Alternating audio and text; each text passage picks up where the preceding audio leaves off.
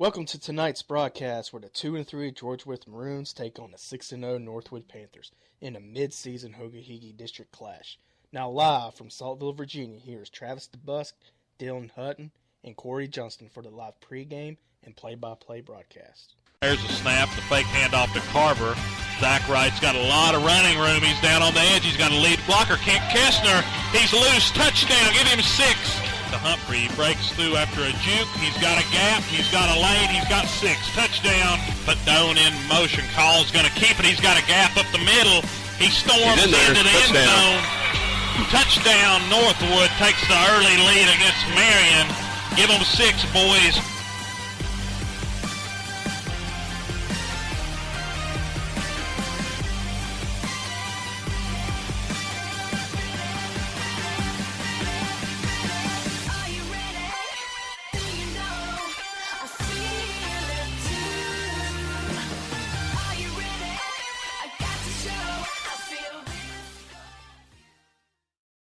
Hello and welcome to Saltville, Virginia here for Monday Night Football. Something different, we aren't used to saying that, especially here at the high school level. But tonight we've got the Northwood Panthers at home against the George Wythe Maroons. This is Dylan Hutton along with Corey Johnson and Travis DeBusk. So early thoughts on this game right before we get to kickoff. I think we got a big atmosphere here. We had a great turnout for our pregame show, and I think we're going to see a battle of two very good teams. I think the records may not show it. Obviously, Northwood 6-0. George Wythe not so much at 2-3, but I think we're going to see two very good teams here tonight, Travis. Yeah, this is a postponed game from Friday night. All the rain we had Friday. Didn't want the field to get tore up too bad, so they moved this game to Monday night, and it still feels like a Friday night atmosphere, though. The Northwood faithful have come out in droves tonight, and the George Wythe crowd across the way looks like they've brought quite a few people down from Wytheville with them. But yeah, it's a 2-3 George Wythe team against this 6-0 Northwood Panther team, and I believe we're going to see a game tonight that's going to stretch deep into the fourth quarter, and it's going to be whichever team can finish at the end is going to come out of here with the victory tonight. Yeah, we've got the first-year head coach here, Brandon Harner, for George Wythe in a big-time game here in the Hoga-Heagy against Tommy Prater, who's also in his first year. Even though he's been with the Panthers for quite some time, he took over for Mark Fry, who's still on the staff. Let's go ahead and talk about this battle in the trenches here for this game for George Wythe. Their offensive or defensive line weighs 930 pounds combined. They have a defensive tackle, number 55, Stephen Fox, weighs 353 pounds. So he's a big playmaker there for the Maroons. Then we go to Northwood's offensive line. We've got some mismatches. John Michael Talbert, 190 pounds. The way they look on paper, it'll be John Michael up against the 353 pounds Stephen Fox. So I'm anxious to see how they block him. They're going to have to maybe chip off some guys or something, especially without Olinger Ben at full strength. So that'll be a fun matchup. Northwood's offensive line, combined total weight of 1,170 pounds. Yeah, what you might see is where Fox lines up at. That might dictate which side Northwood's going to run the ball to all night long. They may look to him as their cue to go opposite of where he lines up. Either that or go right at him and wear him down. And I think something we talked about in the Chilhowie-Northwood game, that may not be as big a matchup as what you're thinking. Northwood runs that style of offense where the offensive line really just has to be in the way. We haven't seen a whole lot of holding penalties on this Northwood offensive line because of the way they run the ball. So we may see that shift to where he may be double-teamed on that side. We don't know yet. We'll just have to see how this game goes to start out with. Yeah, with that, let's go ahead and do some questions. Can Northwood or George Wythe be as physical as Northwood? Boy, that's a tough one. They've got the body, they've got the build. It's just whether or not they can compete at that level, Travis. Yeah, I believe George Wythe's going to be able to hang with Northwood. George Wythe's got athletes. We've known that. They've had them for years. They've got them again this year. Their 2-3 record's a little bit deceiving. They've taken on some big-time teams in the course of this season. George Wythe, they're not out of anything yet. And, they want to pick up this win over Northwood tonight.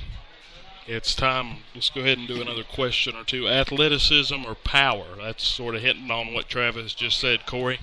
I think you've got a lot of athleticism on that Northwood line. with the Bice brothers. You talked about John Michael Talbert. It really just depends. It depends on how they line up. It depends on how they line up against the other guys with George with some size. So I don't know. It really depends on how that game plan pans out with the way that offensive line moves on those jet sweeps. Yeah, this game has took a huge turn with Blake Olinger being kind of on a slower pace here. He's going to be playing, but we'll see how early and often he gets the football.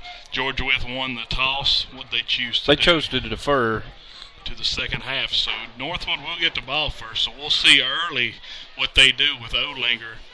And that'll be a pretty intriguing part of this ball game to see how they work him in to the playbook. The Northwood Panthers tonight, they're going to be wearing their navy blue helmets, navy blue jerseys, navy blue pants, white numerals. The George Wythe Rocky Maroons, they're going to have maroon pants, white jerseys, gray helmets with maroon numerals. So it's a good-looking matchup out here tonight. Here comes the Northwood Panthers coming out on the field. A huge crowd here on this home side, a huge home field advantage, trying to get to 7-0 for the season. They're off to a hot start, and we'll see how they do as we near the kick.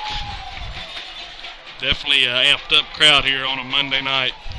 When we look at our key players tonight, you think of Blake Olinger, obviously, but that's a big question mark tonight, guys. We don't know what he's going to do tonight in the offense, what role he's going to play. So far this season, he's got 71 carries, 714 yards. That does equal out to be 10.1 yards per carry, 13 touchdowns, and 4 two-point conversions made.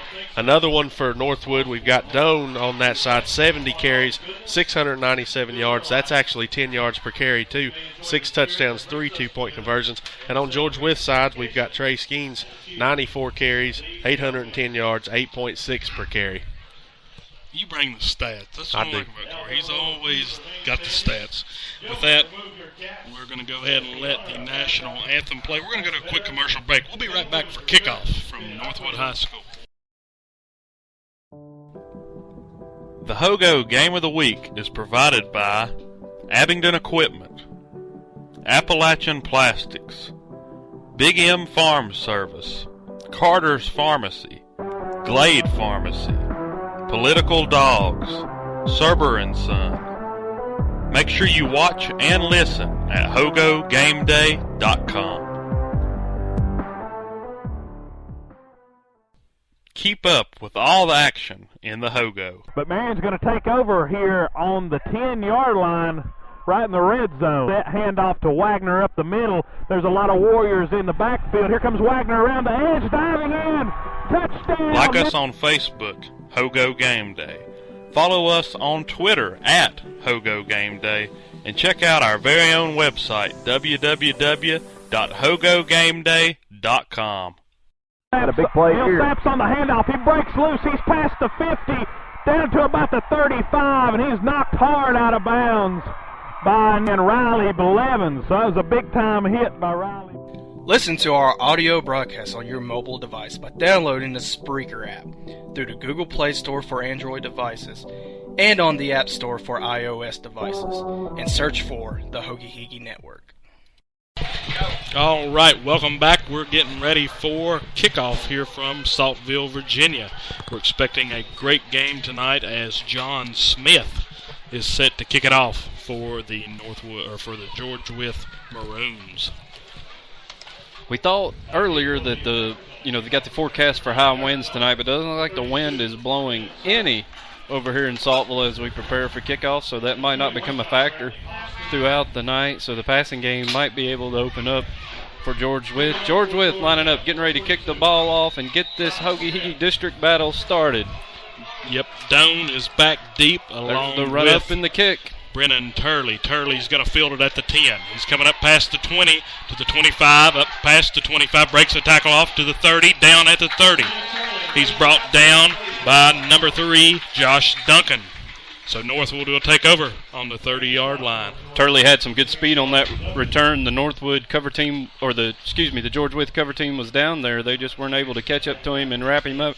That return was pretty much of his own design. It gets up across the 30-yard line. That's where Northwood's going to take over. 1st and 10 from their own 31. Well, Doan's coming out, Olinger's out here in the wings, or he's one of the wing backs. So Olinger's on the field. So we're going to get a substitution infraction here on Northwood. Yep. Looks like number 40 there came off the field after they broke the huddle, and he's not listed on the roster, so don't have him. So he was off, so that's a 5-yard penalty. First down and 15. Not a good way to start for the Panthers. They'll be taking their first snap from the 25-yard line instead of the 30. Early mistakes, guys. They've really got to minimize that if they're going to pull this out. Especially the way their offense is built. Yep. They're in that single wing or double wing set here. There's a toss to Doan. Doan inside. He's got a gap. He gets up to about the 35. So a good gain there on the play. He got about 8. Yeah, good run there by Doan to pick up positive yardage, get back in front of the sticks, brings up a little bit easier second down, 2nd and 6. Yep, 2nd down and 6 here. Doan got the pitch there early. Didn't see Olinger get the ball in that play, so we'll see how much more we see him get involved. He's in the backfield now as they're in an I formation set. There's a snap, handoff, or toss to Olinger. He storms forward for a few. He got about 5 or a yard short. It's 3rd down and 1. Travis talked about it in our pregame. They managed their 3rd downs well, and they've got a 3rd and short already. Yep, 3rd and 1 coming off that 1st and 15. That was big for them to get that yardage there with Doan up the middle on 1st down. Call gets the play from Prater, and they'll get it dialed up. Northwood, they run every bit of this play clock out. No reason to get in a hurry. They want to make a long drive. Even now the snap clock's down to 5 seconds. Yep, there's a snap, toss to Olinger. He storms forward. He stopped. Looks like he got enough for the 1st down. He got about 1.5 yards. They needed a yard. 1st down, Northwood up at the 42-yard line. So 1st down for the Panthers. Olinger's got 2 early carries here in the ballgame. If you like big, explosive, exciting plays, Northwood's probably not your team. They're real vanilla in what they do on offense, but it's very effective. It works. As you can see there, they converted that 1st and 15 all the way down into another 1st down in 3 plays. And they're in the double wing set here. Doan to the right, Olinger to the left. They put Olinger in motion. They're going to give it to Doan. Doan's up past the 1st down marker. He's loose. He got about 14 on the carry. A little bit more than that. Now they're going to mark him out of bounds at the 40. So a big gain there by Doan up across the 50 to the 40-yard line. Gain of about 15 or 16 on the play. 10:05 to go here in the 1st quarter. Tie ball game 0-0. They took the play out to the outside that time for big yardage. Kind of caught George Wythe off guard.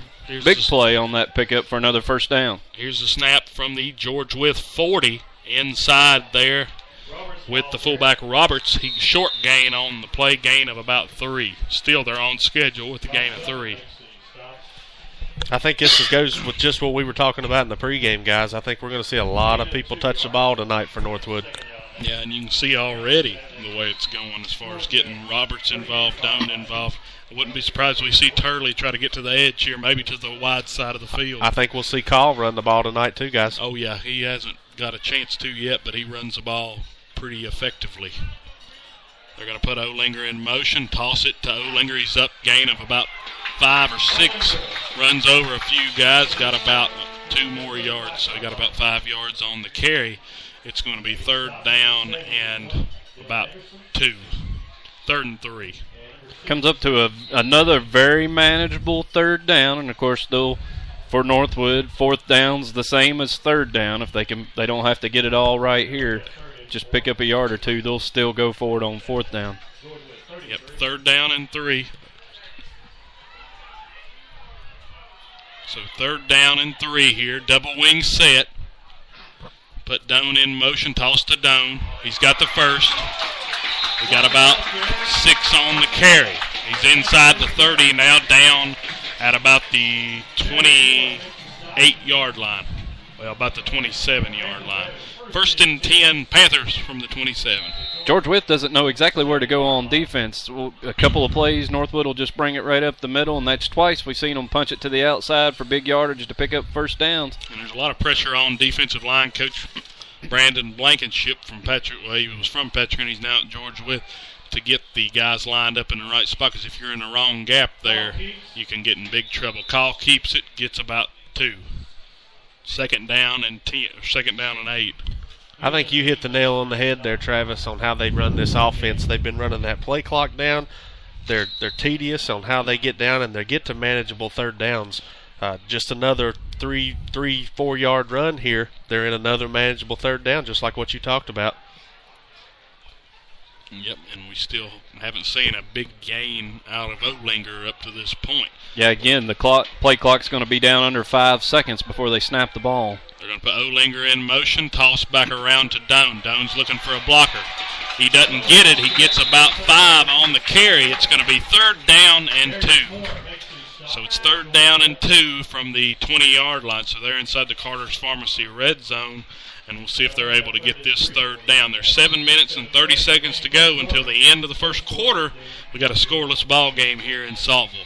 Call takes his time. He comes over to the sideline. That's where Coach Fry gives him the play, and then he nonchalantly just walks it back into the huddle, and the guys line up, get ready to go. Once again, this play clock's going to roll down to about 5 seconds before they snap it. This is that offset toss to Olinger up the middle.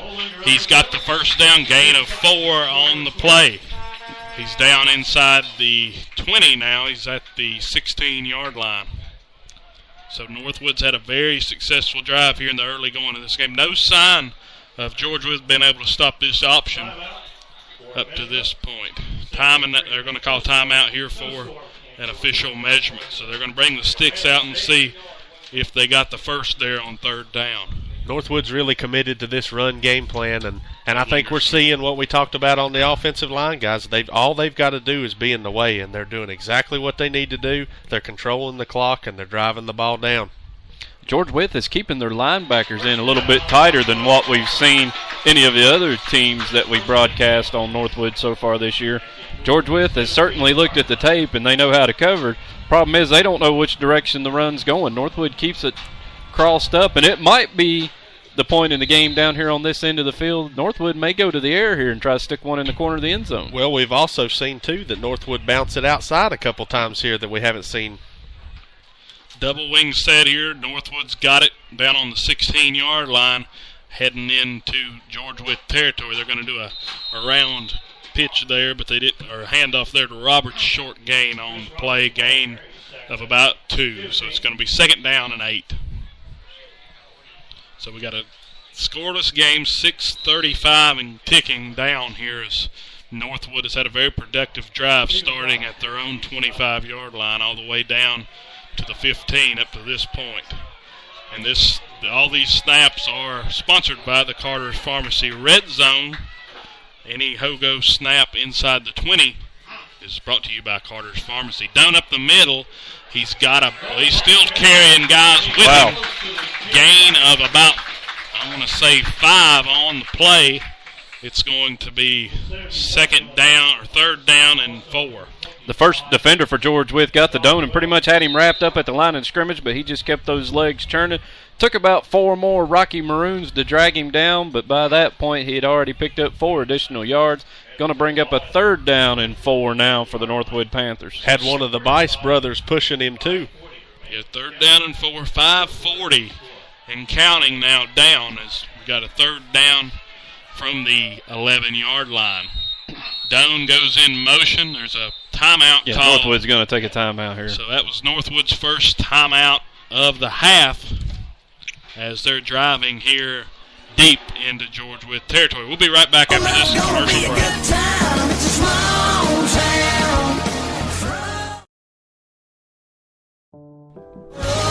The Hogo Game of the Week is provided by Abingdon Equipment, Appalachian Plastics, Big M Farm Service, Carter's Pharmacy, Glade Pharmacy, Political Dogs, Serber & Son. Make sure you watch and listen at HogoGameDay.com.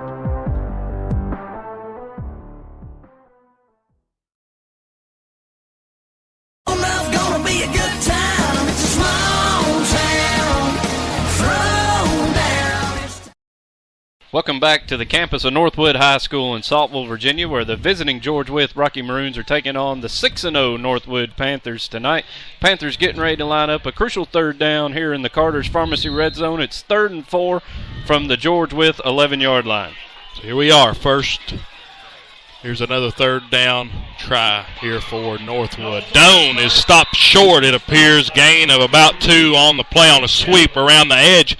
A big stop there as Reed Kegley came in from the secondary and laid the wood there on Doan coming out from that free safety position, coming up and stopping the run. That's what George Wythe's going to have to do. 4th down and 5.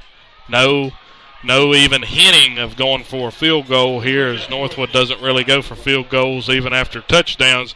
Right here, they're going for it. Remember against the Chilhowie game, guys, they like to play that snap game. Yep, we'll see what they do here. It's 4th down and 5, so he lost a yard. There's the fake snap. They're going to keep it with Call.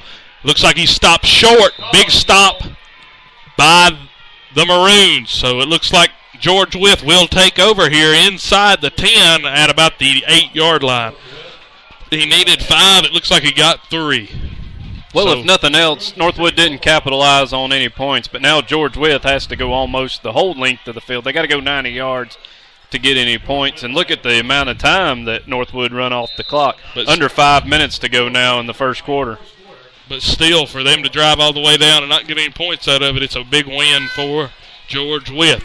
It's 1st and 10, George Wythe from the 9-yard line. There's a snap, handoff inside to Skeens. Short gain, if any, on the play as they're in that shotgun set with the running back just to the right of the QB, Darius Moore. That was Skeens on the first carry. No gain, or a gain of about 1 on the play. So we'll see what George Wythe does here. 2nd down and 10 from the 9-yard line. 4:18 to go here in the first quarter. 0-0 score. Northwood will want to be cautious. We don't see George Wythe come up the middle too often, so they might try to change it up on the Panthers right here. Darius Moore drops back. He's looking over the middle. He's got a man complete up to the 30-yard line. Huge completion there as he was able to get Monterique Phillips, the right wing. He also comes out in the slot. 5'10", 165 senior. He had 12 carries for 71 yards against Tazewell 2 weeks ago. So George Wythe, of course, is coming off a bye last week, so they had a little bit extra time to prepare for Northwood, and right there they hit Monterique Phillips over the outside there, right on the streak across the middle of the field. The passing game showing big here. Phillips around the edge here. He's looking for some blocks. He's got a few. He got about 5 on the carry. It's going to be 2nd down and 5. Right now, George Wythe is doing what they want to do. Go quick. Get up to the ball and sort of stress this defensive line from Northwood out here in the early going. Yeah, definitely a totally different formation than what we see out of the Northwood Panthers. We got 3:30 to go, a scoreless ball game here in the first quarter. Darius Moore checks at the line of scrimmage. He's going to hand it off to Skeens. Skeens is wrapped up behind the line. Loss of 1 on the play on the jet sweep. So it's going to be 3rd down and 5. Big 3rd down here for this Northwood defense. Yeah, here we go. 3rd down and 5 as Northwood's rushing some subs out. We got a timeout for an equipment malfunction, it looks like, or something. There was a timeout called by the officials. Seems that George Wythe's really not trying to get Skeens on the outside yet. Looks like they're trying to pound him in the middle, and that Northwood defensive line really has the advantage early on here. They're going to get the clock rolling again. We've got 2:40 and counting here as George Wythe breaks the huddle here from their own 35. At the very least, they got that big connection to get them out of the get their backs out of the end zone. There's a snap, fake handoff to Monterique Phillips. They're going to hand it off to Skeens. He's taking it up across the edge. He's still running. He's up to the 20. He falls down and gets tripped up by Turley. He's down at about the 15-yard line, so a huge run there from the 35 all the way down to the opposite 15. 3rd and 6, and Skeens, that play started out right in the middle of the field. He ran through several Northwood defenders. Big carry The George Wythe Rocky Maroons are in business deep in Northwood territory now. They're in the Carter's Pharmacy red zone. Yeah, they've switched sides here. They started with their backs to the goalpost at the 9-yard line. So this is a huge drive for George Wythe in very few plays. Darius Moore is going to fake the handoff to Skeens. He's going to hand it off inside. Touchdown. That was Monterique Phillips. Give him 6. George Wythe is out to an early 6-0 lead there on about a 15-yard touchdown run. Phillips wasn't even touched. He just basically walked right up the middle into the end zone to give the Rocky Maroons the lead 6-0. Just a quick note there on that 50-yard play, the rush from Skeens, they did pull the Bice boys out for that for some reason. I'm not sure. John Smith set the kick here for George Wythe. It's up and it's good. 7-0. George Wythe scores here early. 2:07 to go here until the end of the first quarter. Travis, what is the Political Dogs hot dog play of the drive? Well, a critical mistake by Northwood as they drove deep into George Wythe territory. They weren't able to convert points. They turned the ball over on downs, down on the George Wythe 9. That's where the Rocky Maroons took over. And even though we just had the big play for the touchdown, I think our Political Dog hot dog play of the drive comes on 2nd and 10. George Wythe from their own 9-yard line. Darius Moore, the senior, drops back, hits the pass up to the 31-yard line to Phillips on the streak. He just set up right in the middle of the field. They hit him. That's your big yardage play. That's your Political Dog hot dog play of the drive. Be sure you visit Political Dog, Town Square, Glade Spring. And remember to stop by Political Dog tomorrow night, 6 o'clock for Sports Talk Live with Travis, Dylan, and Corey. Hope to see everybody out for that at Political Dog. We've got a busy week this week. 2 football games and a talk show. Well, that's what happens when you hit the big time. How many people have that busy of schedules? I don't know. We talked about time of possession there. Northwood took a lot of time off the clock. George Wythe scored in 2 minutes, 35 seconds. John Smith set the kick. It's going to be Doan fielding it on his own 10. He's met at about the 22. Good coverage there by George Wythe as a group, of Maroons were there for the tackle. Northwood will set up shop here from the 22-yard line. 1st and 10, Panthers. Yeah, those long, slow, methodical drives that Northwood does, I guess they can hurt you if there's nothing to show for them. And that's what happened there. They took all that time off the clock. Well, now that time's gone. There's no getting that back, and they've dug themselves in a hole down 7-0 with just 2 minutes remaining in the first quarter. Yeah, they're in the double wing set here. They're going to put Olinger in motion, toss to Doan. Doan's in through the middle, gain of about 3 on the play. It's going to be 2nd and 7 from about the 27-yard line. So 2nd down and about 7 to go. I think it's important that Northwood finds a way to respond here. They've got to stay in this game. I mean, with George Wythe scoring that quickly, they probably have to make some changes on defense, but they got to put some points on the board here too. Yeah, they definitely can't go all the way down and not get anything. They're in that offset I set with one wing, which would be Doan off to the right. They're going to toss it straight to Olinger, so they're really not doing what they usually do with Olinger. I believe that's a sign about his lateral quickness with that knee being irritated like it was against Chilhowie. So I believe that's the difference in this game up to this point, is where George has been able to read that. They've been pretty predictable when they go back in that offset I formation. It's going to be 3rd down and 3 from the 30-yard line, from their own 30. We just hit a minute to go until the end of the first quarter. 7-0. George Wythe leads. Double wing set. They're going to put Doan in motion. They're going right up the middle with Doan. He's got the first down, carrying defenders out past the sticks. 5-yard gain, 1st down, Northwood. That was a good hard run there by Doan. Again, he had a couple of Rocky Maroons hanging on to him. He just drug them along for the ride, picks up the big 1st down, and keeps this drive alive for the Northwood Panthers. Northwood's pretty effective on the run right now. 17 attempts, 81 yards. Longest 16, that was Doan. 4.76 average a carry. Still pretty effective there, especially what you're talking about on the small 3rd downs, the very manageable 3rd downs. Yeah, that was a big conversion there, especially after that quick score by George Wythe. They need a drive. There's a handoff to Roberts inside. Gain of about 6. Actually, that was Austin Tedder up the line there for 6 or 7. So it's going to be 2nd down and 4. Good carry on first down. So we got 18 seconds to go until the end of the first half. They're just going to stand and watch the clock hit. They're going to switch sides of the field here. Northwood, of course, is on the 42-yard line, so don't have very far to go to switch sides of the football field. At the end of the first quarter, the George Wythe Maroons are off to a quick 7-0 lead over the Northwood Panthers. With that, we're going to go to a quick commercial break. We'll be right back from Saltville, Virginia. Panthers trail 7-0.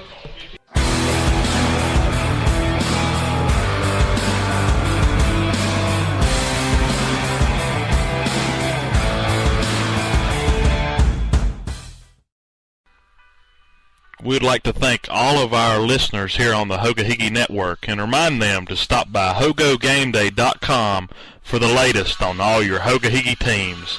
That is HOGO GameDay.com, partnered with HogaHiggy.com, the worldwide leader in Hogo sports.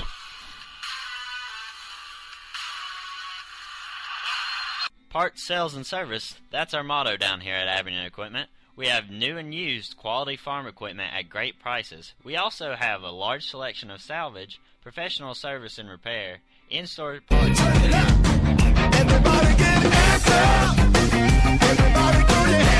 Welcome back to Northwood High School, Saltville, Virginia. It's the Northwood Panthers against the George Wythe Rocky Maroons. Northwood's got the ball 2nd and 4 on their own 42-yard line. George Wythe up 7-0 here on the Panthers. There's Turley inside, 1st down, good burst up to the 50. 1st down, Panthers on 2nd down and 4.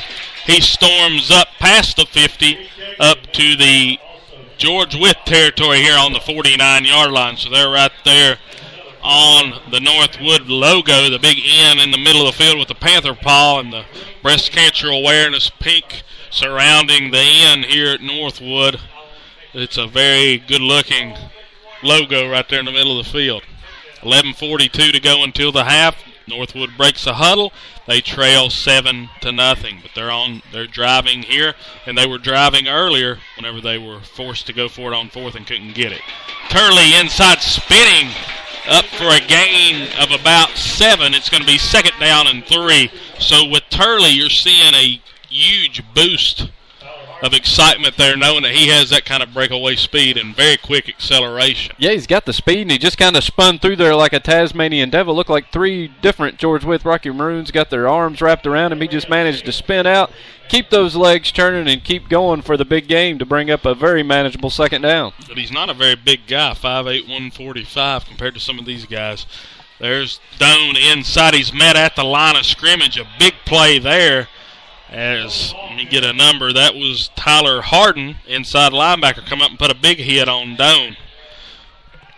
3rd down and 3 coming. They need to get up to about the 39-yard line. So he looked like he lost about a yard on that. They got him behind the line of scrimmage, so not as easy as a 3rd down conversion here as Northwood would like. But again, if they can just gain a little bit, 3rd down, same as 4th down for these guys.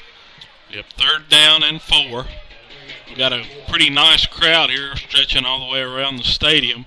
There's a snap, toss to Turley. He's met, big hit at the line of scrimmage by Justin Chenault, a huge hit. Turley got met there by the big guy there for George with a huge hit. Let's go to Corey. I believe he's got a Lowe's Home Improvement scoreboard update for us. Right now, the only other game going on in the region, Chilhowie at Rural Retreat, and right now they are knotted up at 7, guys. 7 apiece in Chilhowie. So we got 2 games going on, not in Chilhowie, in Wythe County there. It's 4th down and 3 from the 42, and Northwood's going for it. Call inside on the keeper. He's got a gap. Nope. Oh, he's tripped up. He had nothing but grass in front of him. He'll take the 1st down, though, but he could still be running a huge play on 4th down and 3. 1st down, Panthers, as they went back to the old QB draw that didn't work last time, but it worked this time. Boy, they needed that, didn't they, Travis? Yeah, that was a big call there on 4th down. Call took matters into his own hands, picks up the 1st down. 13 yards on the play. Got barely tripped up there by a George Wythe defender. So it's 1st and 10 Northwood from the 27-yard line. Doan and Olinger are your two wing backs. There's Doan inside. He jumps over a would-be tackler, gain of 5 on the play.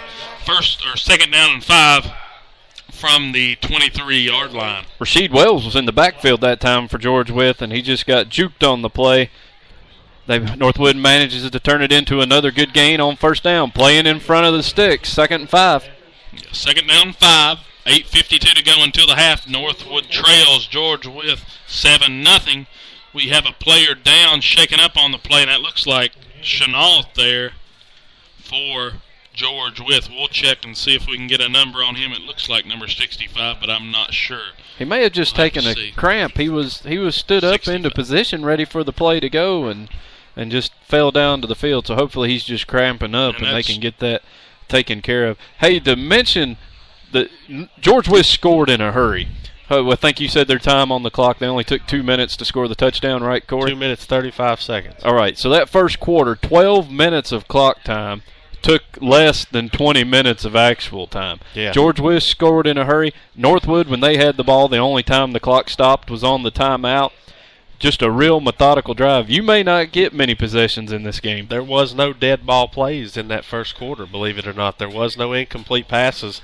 There was no out of bounds. It just kept on going. The clock just kept on ticking. The only time it's stopping is for first downs at this point. Yeah. That was Chenault. Chenault's the one who put the big hit on Doan there to force a 4th down before Call was able to get the first on 4th down. So Chenault's walking off here. I think what we're seeing with what you said, Travis, with them being in the backfield right there, it seems like the right side of Northwood's offensive line is kind of getting beat up there. But the left side is where everything seems to happen. And here's Northwood lining up, 2nd down and 6 from the 23-yard line. They're in a double wing set. We'll put Olinger in motion, toss to Olinger. He's going inside, running into the back of his lineman. He's close to the sticks. I believe he's got a first down inside the Carter's Pharmacy red zone. He's on about the 17-yard line. We'll see where they mark him. First down, Northwood. They're going to be 1st and 10 from the 17-yard line. So driving here was big for them to get a drive started and get down into territory again here and just hope to get 7 and even this score up. Yeah, impressive drive so far by the Panthers. They can't come out empty-handed because George Wythe can score in a hurry if they turn the ball over to him. Doan in motion, toss to Doan. He's looking for a gap. He breaks it outside. He's ran down. Coming all the way across the field there was Trey Skeens. A big play there. He plays outside linebacker on the far side. They brought Doan in motion away from Skeens, and Skeens ran across the whole width of the field there, at least the whole width of the line, and ran him down. A good play there. Well, we've seen Skeens' speed on offense. We've really seen it on defense there as he tracked him down and drug him down for a minimal gain. I think on those runs to Doan, they're really missing that cutback block from Olinger. I think that's a big key on how they're coming around from the end there. Yeah, that's huge. 2nd down and 9 from the 16, from the George Wythe 16. Here's Northwood. There's a snap. Call's going to keep. He's going to be met after a gain of about 4. It's going to be 3rd down and about 5 from the 12-yard line. So another 3rd down here. Northwood needs to pick up at least half the distance here. Either way, they're going for it, but to make the 4th down be a little bit easier. Again, Call comes over to the sidelines to get the play. He'll run it back in himself. Let's see if they change it up a little bit here on 3rd down. Yeah, we've got 6:39 to go until the half. What a quick first half we've had going here tonight in Saltville. 7-0. George Wythe leads. Here's Northwood's snap. There's a toss to Olinger. He's brought down, looks like right at the line of scrimmage. He falls forward. Let's see where they're going to mark. It looks like it's going to be about a yard short. So it's going to be 4th down and about a yard. The line to get looks to be about the 7-yard line. Northwood's on the 8. So they need 1 yard. 4th and 1 from the 8. They need to reach the 7. Good call by Northwood here. They're going to take a timeout as we roll down to 6 minutes remaining in the 2nd quarter. Take some time to talk about this. This is a big 4th down conversion. You don't have to stick it in the end zone, but you definitely got to pick this 1st down up. And this is a very key play here for the Panthers. Corey, what do you expect to see? Another QB keeper? I don't know. I think you got to go back to Olinger here. It seems that he's got the power runs here. He hasn't lost any yards so far. But Northwood's running the ball really effective against this George Wythe defense. Right now, they've ran the ball 27 times for 138 yards, just a little over 5 a carry. And that's a way to wear a defense down. I mean, if they keep going at this pace, George Wythe's not going to be able to keep up here in the second half. And they've been sharing the wealth on those carries, too. We've had, 4 different ball carriers so far tonight? I think we're going to see the ball go back to Olinger here. Yeah, that's what I would expect. Olinger's out on the field. So a big 4th down here. Northwood fans are standing up in support of their team. It's 4th down and 1. They're in the double wing set. Olinger to the left, Doan to the right, and Roberts behind the center. There's Olinger inside. He's got the first and some more. He's down inside the 5 now. 1st and goal from the 4-yard line. Got a chance here to even it up. We got 6 minutes to go here in the first half. As we have 6 minutes to go to the half, George Wythe, of course, is ahead 7-0. That's a big play. They brought Olinger in motion and then pitched the ball back to him. I guess giving him some time to pick up some steam. He just rolls right through that defensive line of the George Wythe Maroons. Good job by the offensive line of Northwood to get off the ball that time. Picks up a big 1st down, 1st and goal from about the 3-yard line. Yep, so 1st and goal from the 3. They're going to put Turley in motion. They're tossing it to Doan. Doan's got it. He's close to the line to the touchdown, but he is short. Looks like a gain of about 2 on the play. It's going to be 2nd down and goal from the 1-yard line. So we got 5:40 to go. Of course, if you're Northwood right there getting – the clock's still running, so right now, but the way, like Corey said, though, the way that George Wythe's scoring, I kind of disagree with what you said about the way that Northwood's holding on the ball. If George Wythe's scoring as quick as they are, it really sort of puts Northwood in a stressed position where they're having to go for it on 4th down. George Wythe hadn't seen a 4th down. 2nd down and goal from about the 2-yard line. There's a snap. It's a keeper. Actually, it was Olinger inside for 6. Touchdown. They're saying that he went down, George Wythe is, but it looks like they're calling it a touchdown. Touchdown Panthers, 7-6 with the extra point looming here. They've got a chance to even it up. I think when you give Northwood 4 plays from inside the 5-yard line, I don't think George Wythe had a chance at stopping that right there. I agree. They're going to go, looks like, well, we'll see what they're going to do here. Well, Northwood hasn't had any success on kicking extra points so far this year, so they're almost forced to go for 2. That's kind of a disadvantage, though, when you're in a game with a team that has a pretty good kicker, especially since the wind, it's not picked up like we thought it would here around this time. There's Turley around the edge with speed. He's dragged down. There's that George Wythe athleticism as Josh Duncan ran him down. George Wythe's going to retain the lead here at 7-6. So that was a big play.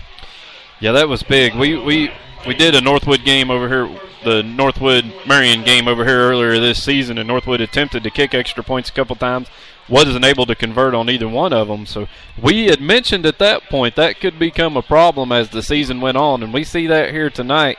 George Wythe still holds the lead 7-6, and there's still 5 minutes to go in this half, and the Rocky Maroons are getting ready to get the ball back. And let's not forget they deferred their option to the second half. They're going to get the ball to start the second half also. I think on a play like that, if you're going to go for 2, you got to go back to your big man. I don't think bouncing it out right there is the way to go. All right, let's check on our political dog, hot dog play of the drive. Northwood had the ball 4th and 4 from the George Wythe 43-yard line. Desperate to go for it. They call on quarterback draw as Call carries it 13 yards down to the George Wythe 27-yard line. That's your political dog, hot dog play of the drive. Be sure you visit Political Dog, Town Square, Glade Springs. And don't forget Sports Talk Live from Political Dog coming up tomorrow night at 6 o'clock. It'll be myself, Dylan, Corey. Hope to see you guys there. There's the kick. It's a high kick fielded at about the 34-yard line. George Wythe on the return up past the 40s, down at about the 42-yard line. That was number 2, Reed Kegley on the return, senior for George Wythe. I don't understand that high squib kick there. George Wythe can score so fast. Why would you want to give him the ball at the middle of the field? I'm not sure about that either, Travis. I think in a situation like that, you got to kick it deep and take your chances, unless they're just trying to keep the ball out of Trey Skeen's hands. Yep, we'll see what they do here from the 42-yard line. From their own 42, we got 5:01 to go until half. George Wythe leads 7-6 as they get the ball here. Put Skeens in motion. They're going to hand off to Phillips. Phillips for a short gain. Actually, he falls forward, gets about 3. Good escape there by Phillips. Actually, he got about 4 yards, so a great effort there on the play. Looked like that play was going to go for nothing, and then Phillips was able to storm through the middle of there. That looked a little bit like a Northwood play, a little bit of inside misdirection there. George Wythe picks up a good gain on first down, 2nd and 6. Yep, 2nd down and 6 coming up. From the 46-yard line, Darius Moore's in the shotgun with 2 wings to the right. Skeens on the handoff. He's got blockers outside. He's up past the markers for the first down, up past the 50 on about the 46-yard line. So a good gain there by Trey Skeens. Skeens is just so fast. He got the handoff, got to that outside in a hurry. Good blocking on the edge by George Wythe also. It took some Northwood guys, had to fight off some blocks to get to him. Big game. Skeens is a huge name from up in Wythe County. Last game he ran for 3 touchdowns, 158 yards on 19 carries. His career he's got 3,000 yards. Phillips outside here. He's looking for a block. He's unable to get it. He gets about 4 on the play. And now we're seeing George Wythe get outside and get what they want there, 3 or 4 a carry. And eventually you got to feel like they're going to break another one loose here if Northwood's not able to stop them up. That's the thing. This Northwood team's built to stop those inside runs from Chilhowie and Rural Retreat, and then you get a team coming in here like Wytheville. I believe that's the real difference whenever we talk about the Hoga-Higgy and Wytheville, how well they are as a team. They don't even care about winning inside as long as they get some key blocks here and there. Misdirection there to Phillips as he gets about 1 on the play. They've got to keep the defense honest, so that's why they've got to go inside. So a gain of 1.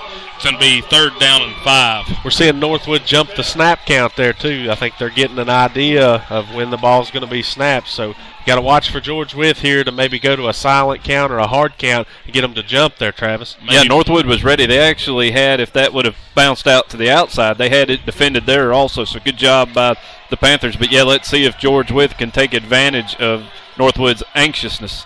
There's Skeens on the outside. He's got a block. He's got a first down. Up past the marker, inside the 35 to the 34-yard line. Good gain there. Gain of 8 on the play. We've got 2:42 to go until they start the clock back up on the first down. They do start winding it up. George Wythe huddles. But Northwood is yet to show that they can stop Skeens on that jet sweep. And that's scary. They're going to have to find a way to stop him in the second half for this to go the way they want it to tonight if they want to get to 7-0.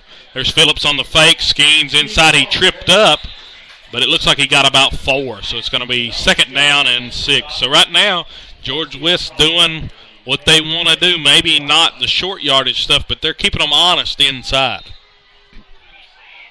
Clock continues to run. Northwood really got to keep George Wythe out of the end zone here. Again, the Rocky Maroons are going to get the ball back to start the second half. 2 minutes remain here in the second quarter, and they've got the lead 7-6. Also, George Wythe keeps trying to go up the middle there. I think they're waiting for Northwood to make a change on defense, maybe to spread that out and open up that middle. I think they're still kind of keeping them honest there in the middle. Coach Harner's going to call timeout. That's George Wythe's first timeout of the first half. They've got 2 remaining. 1:49 to go here until the half. George Wythe leads by 1, 7-6. We'll be right back from Saltville.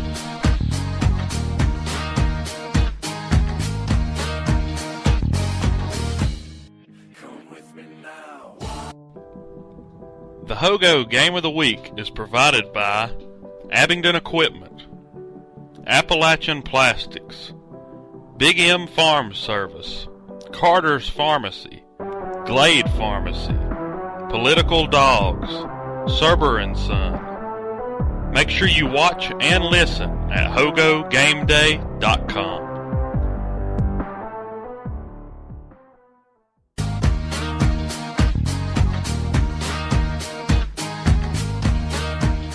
High School here in Saltville, Virginia. George Wythe lining up here on the 31-yard line, 2nd down and 7.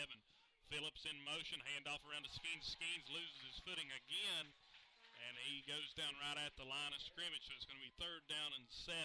Skeens has fell down a couple times right at the line of scrimmage. That looked to be a pretty big play there as he had some blockers out in front. We've had a lot of rain here lately, and we're seeing some divots coming up in the middle of the field. All over. Field was in excellent shape before the game started, but they're definitely digging into it here. Big 3rd down for Northwood. They've got to step up. Let's see what the defense can do as the clock winds down to 1:18 remaining in the first half. Yeah, 1:18. Here's Darius Moore, kicks a piece of sod out of his way there. There's a snap. Moore's dropping back. He's looking deep. He's going to roll out. Nobody's there to contain. 1st down. Moore's quick. 1st down, gain of about 9 on the play. They're going to get down past the sticks inside the 25-yard line. We'll see where they mark him. They're going to mark him down at about the 21. So clock stops as he went out of bounds. Smart play. Dropped back, sold everybody into coverage, then broke out on his own. He runs like a running back. He's quick. Looked like George Wythe got away with an early jump that time. No flags come down, but if I was on the field, I believe I would have called a false start on that. All right, there's the huddle. 1:03 to go until the half. That was a huge pickup there, 9 yards on 3rd down and 7 to keep the drive alive here for the Maroons. They're on the right hash. There's the snap, fake to Skeens. They're going to do a reverse to Monterique Phillips. He's looking for a block. Got about 3 on the carry. It's going to be 2nd down and 7. Looks like George Wythe's going to go hurry up here. They're not going to use a timeout yet. We'll see whenever they decide to do it. George Wythe gets down into the Carter's Pharmacy red zone, getting it just inside the 20-yard line. Remember, Carter's Pharmacy, your local pharmacy here in Saltville, Virginia. So 38 seconds and counting. George Wythe still got 2 timeouts in their pocket. I would expect a pass here. There's a snap. Moore's going to roll out to his right. He's looking deep. He's going for the run. He's brought down. It looked like his knee came down. Bounds. They're going to have to call timeout. Coach Harner runs down to call timeout. 21 seconds to go. George Wythe uses their 2nd timeout. So I like the play call there. Try to get a pass deep. If not, they let their versatile QB there, Darius Moore, take off to the right side. He even had a blocker there with him as he rolled out. The running back there, Monterique Phillips, went out there with him. Couldn't get the block to get around the edge, but a good gain there of 6 on the play. Or a good gain there on the play. It's 3rd down and 4 from the 16-yard line. George Wythe still doesn't have to do anything crazy. They've got a lot of options with 21 seconds left on the clock, but they still got that 1 timeout. It is 3rd down, however, so quarterback's got to be a little bit aware of situation here and the time on the clock. Northwood hoping for a stop just to keep George Wythe out of the end zone, but George Wythe, they are in a position where they could kick a field goal from here if they needed to. I believe you got to pass it here and then maybe run it on the 1st down play if you get it. There's the snap. He's going to roll out to his left. Moore, of course, is the left-handed QB. He almost gets brought down. Looks like touchdown. Touchdown. He caught it right there in the corner. Big play there as Josh Duncan was able to catch it right at the pylon in the corner. What a play by Darius Moore. It looked like he was going to take off and run for his own. What a play. Big play there. 13.7 seconds to go until the half. And a huge strike there by George Wythe. Give them 6 as they're on to kick the extra point. Well, we said George Wythe had athletes and playmakers. Good job by the quarterback extending the play. All right, here's the extra point attempt by Smith. It's up. It's good. 14-6 George Wythe here with 13 seconds to go until the half. And that was a huge play to take the momentum away from this Northwood sideline and take it all and give it to the Maroons. Travis, with that, let's go ahead and go to the Political Dogs play of the drive. Okay, George Wythe had the ball 3rd and 7 on the Northwood 31-yard line. It was a big chance for Northwood to try to get off the field, force George Wythe into a 4th down. They weren't able to do it. Quarterback Moore keeps the ball, carries for 9 yards, and gets out of bounds to stop the clock down to the Northwood 22-yard line. That's your Political Dog hot dog play of the drive. Be sure to visit Political Dog, Town Square, Glade Spring. And I believe the Northwood fans are thinking that was an illegal forward pass, but I'm pretty sure the quarterback was well behind the line of scrimmage when he let his release go. I think so. I think maybe what they're yelling about is a hold right in front of the quarterback right there, but it looked pretty legit to me from this end. Yeah, it's hard to tell. That's one of those calls that could have went either way, but this time it went. And like we talked about uncalled. last week, it's a three-man officiating crew. You can't see everything. All right, there's the kick by Smith. It's deep. It's into the end zone touchback. So it's going to be 1st and 10 Panthers from the 20-yard line. 13 seconds to go. I'd expect them to just run it, kill the clock, and get into the half trailing by 8. Let's go back for a minute. I mean, Northwood did a good job that time. George Wythe didn't have that quick strike score like they had on the previous drive. Northwood scores the touchdown, and then they come out and they squib kick it. They kick it high. Well, they don't squib it, but they kick it high and they kick it short. They practically gave the ball to the Rocky Maroons right at midfield. Big-time mistake because George Wythe scores with only 13 seconds remaining in the first half. I believe if you do that over again, you got to kick the ball deep. Absolutely. You got to start them as far back as you can here. Yeah, here's the Panthers. They're going to take a knee and take it into half as they are going to be trailing by 8 points. The clock stopped. I don't know why. Yeah, okay, now the officials are giving the signal to keep the clock rolling. So that's going to end the first half. The George Wythe Maroons off to a quick start here. 14-6 on the Northwood Panthers. With that, we'll be right back for a halftime show. We've got a special guest coming on. We'll be right back for our halftime.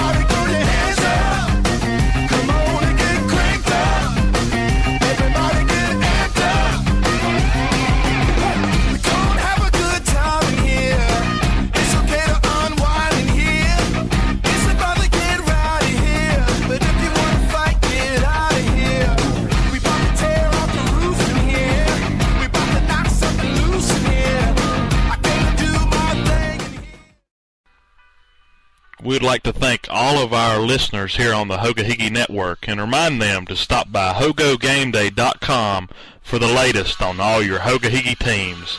That is HOGO GameDay.com, partnered with HogaHiggy.com, the worldwide leader in Hogo sports.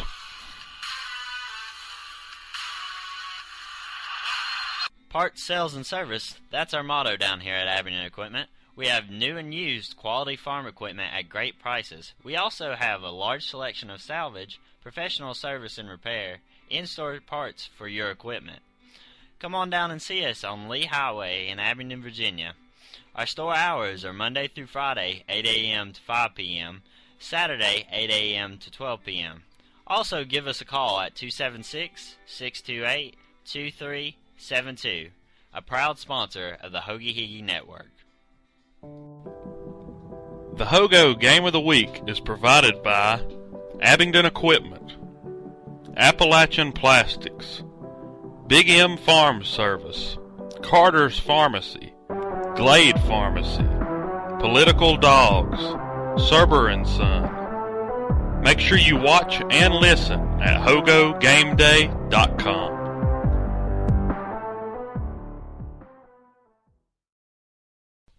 Keep up with all the action in the Hogo. But Marion's going to take over here on the 10-yard line, right in the red zone. That handoff to Wagner up the middle. There's a lot of Warriors in the backfield. Here comes Wagner around the edge, diving in.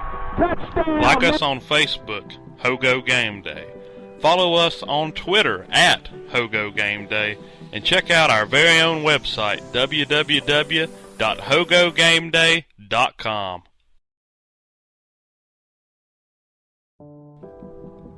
The Hogo Game of the Week is provided by Abingdon Equipment, Appalachian Plastics, Big M Farm Service, Carter's Pharmacy, Glade Pharmacy, Political Dogs, Serber & Son. Make sure you watch and listen at HogoGameDay.com.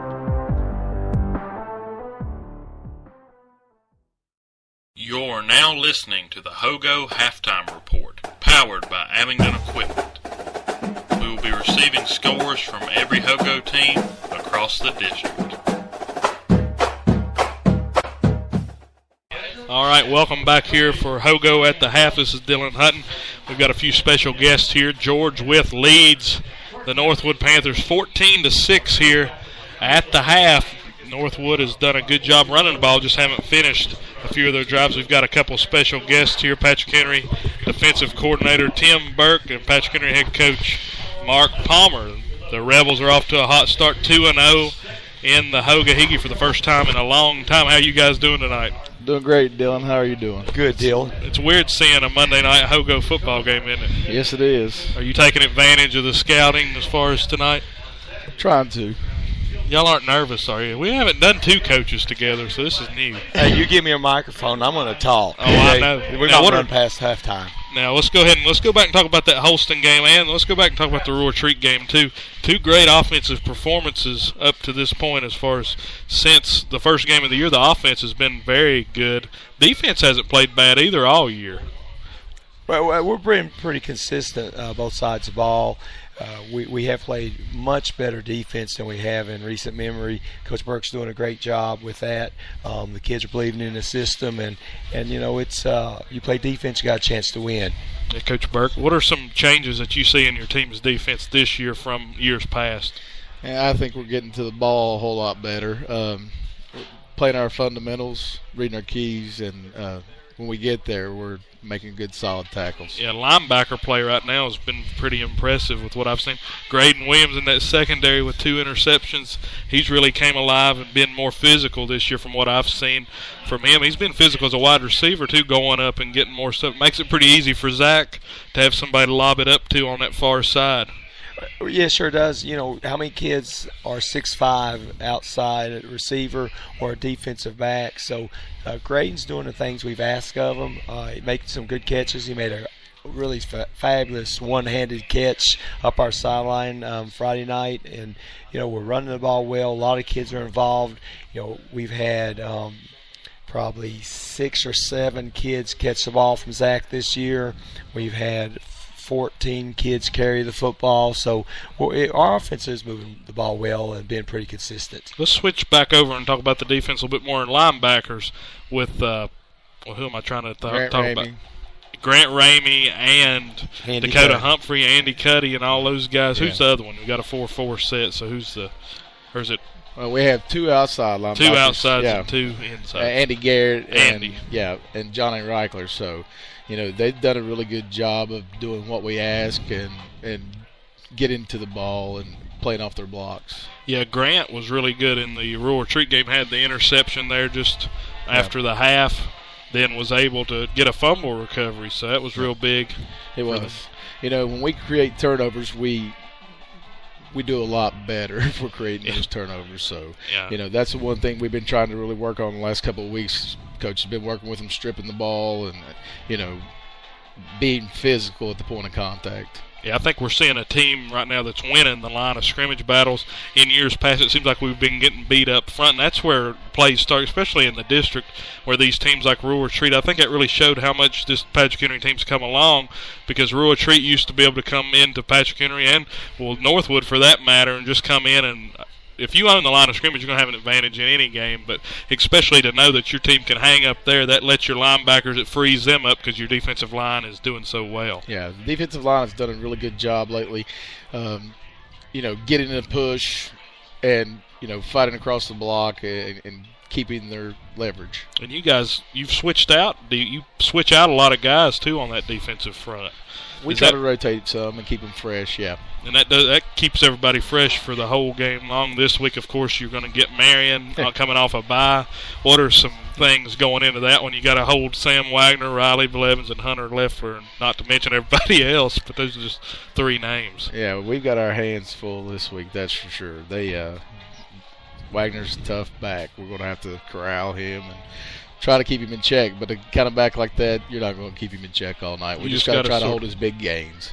Yeah, because he gets loose every now and then. When we was over here for the Northwood game, he had one big gain on the night, the first play of the game.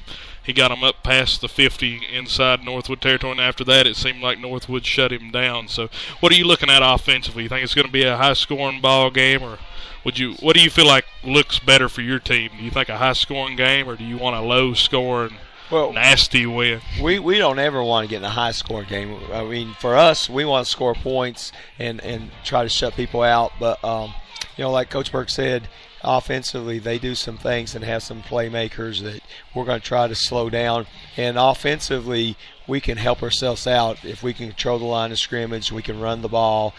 If we can establish our veer option and then throw when we want to rather than when we have to, then I think we keep our defense off the field, have some long drives. If we can create a turnover, it can be big. And in our 2 losses, I think we are probably minus 10. In the games. In our 4 wins, we're plus. So in a turnover ratio, and that's going to be the key. Yeah, that turnover margin it shows very big in the losses. Of course, the Thomas Walker game was just a horrendous game. Of course, it was the first game of the season. Jitters coming in. I think everybody was expecting a better start, but that's just something that brings you back down to earth right from the beginning. It might have been better. I know in hindsight you don't see it as a good game, but to have that wake-up call to know that now, guys, we've got to hold on to the ball. Well, football is about life, and you got to hopefully we teach these young men things, and that was a hard lesson. The first game, and then the John Battle game was difficult also. But we're going to be in every game, and we're just going to play well. I mean, Rural Retreat was a real tight game, and we were able to play well in the end and pull it out. We do quite a bit of conditioning to get our kids ready for the fourth quarter, and that's what we're hoping to. We talked about today. Coach Burke mentioned to them, let's get them to the fourth quarter and see what happens. Yeah, that's the best thing to do. And in the John Battle game, you were trailing, what was it, 35 or 32 to 7 or something? 32-7. And battled back and got it to a 1-score game. That shows enough heart right there in that ball game. And that was the key. Coach Burke talked about our defense. Our kids are playing hard. And when you play hard, good things happen.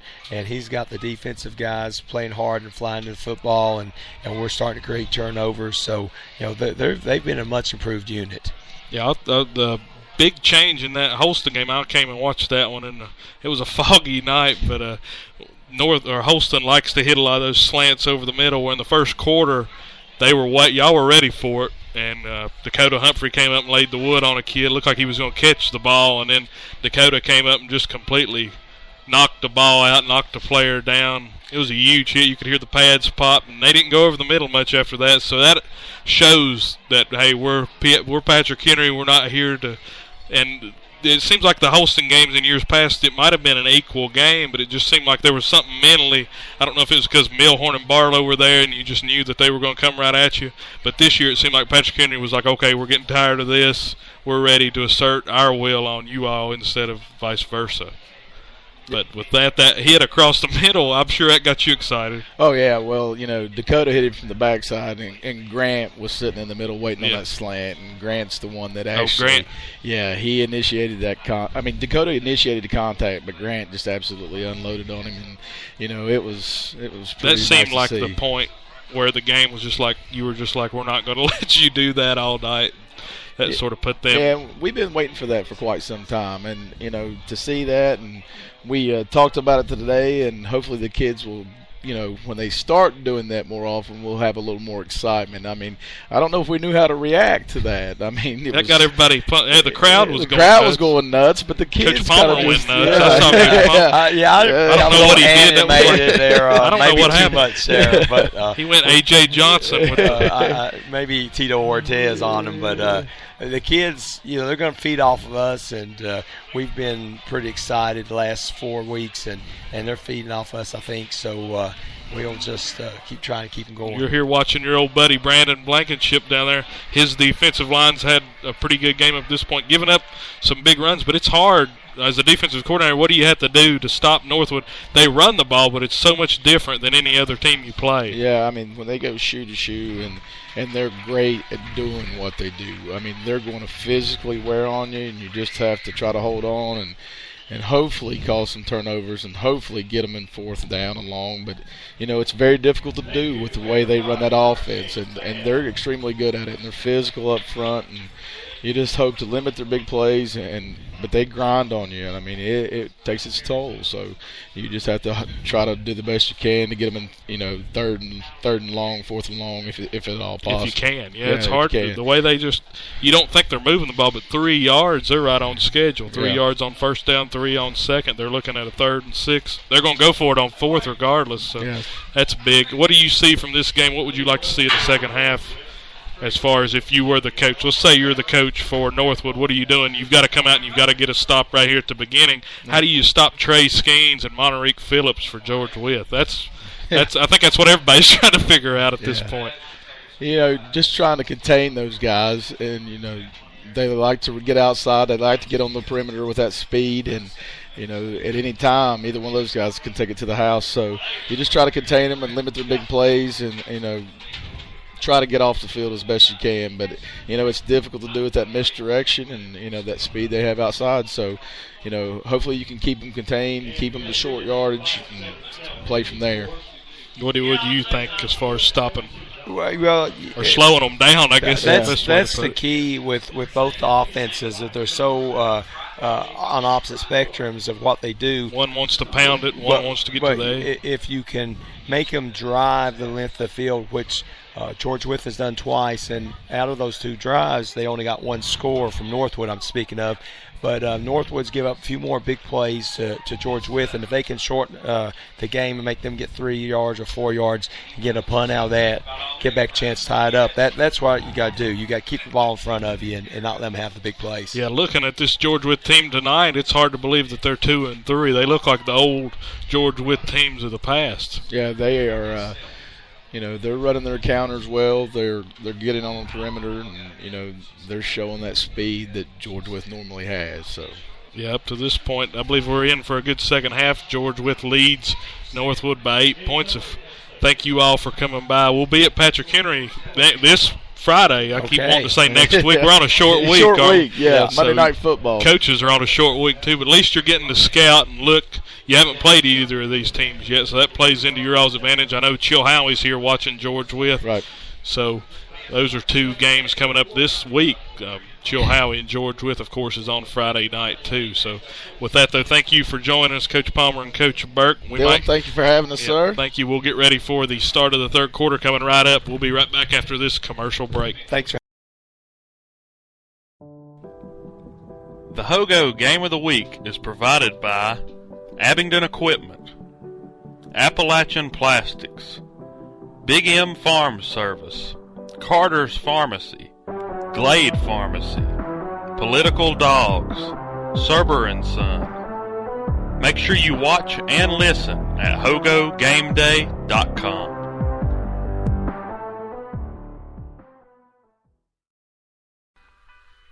We'd like to thank all of our listeners here on the Hoga-Higgy Network and remind them to stop by HogoGameDay.com for the latest on all your Hoga-Higgy teams.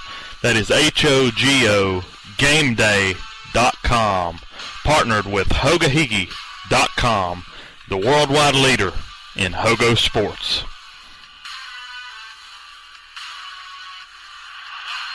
Parts, sales, and service, that's our motto down here at Abingdon Equipment. We have new and used quality farm equipment at great prices. We also have a large selection of salvage, professional service and repair, in-store parts for your equipment. Come on down and see us on Lee Highway in Abingdon, Virginia. Our store hours are Monday through Friday, 8 a.m. to 5 p.m. Welcome back to Saltville, Virginia, home of the Northwood Panthers. At our halftime score, 14-6, George Wythe, as we get ready to kick off. Go through some stats and a low scoreboard update. Right now, 14-13 roll retreat over Chilhowie. Just some quick stats before we kick off here in the second half. Northwood had 30 attempts rushing the ball, 145 yards, 5 yards a carry. George Wythe rushing 13 attempts, 105 yards, 8 a carry. We saw Darius Moore pass the ball 2 for 2, 35 yards and a score. Some of our key players here. Olinger had 9 carries, 33 yards, and a touchdown. Doan for Northwood, 13 carries, 63 yards. For George Wythe, Skeens carried the ball 9 times, 71 yards. Phillips, 5 carries, 26 yards, 15-yard touchdown on that. Also had a 20-yard reception. And that is your halftime stats. Again, our score 14-6 as we get ready to kick off here in the third quarter.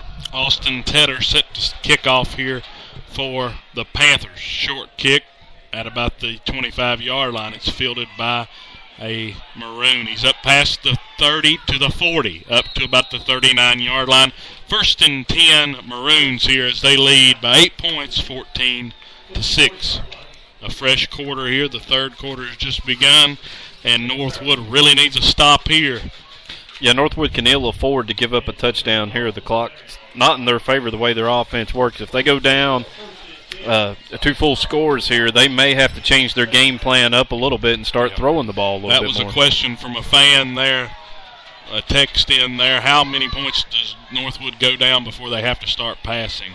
There's Skeens outside. He's got a block. He's got the first down up past the 50, down at about the 47-yard line. So a big gain there.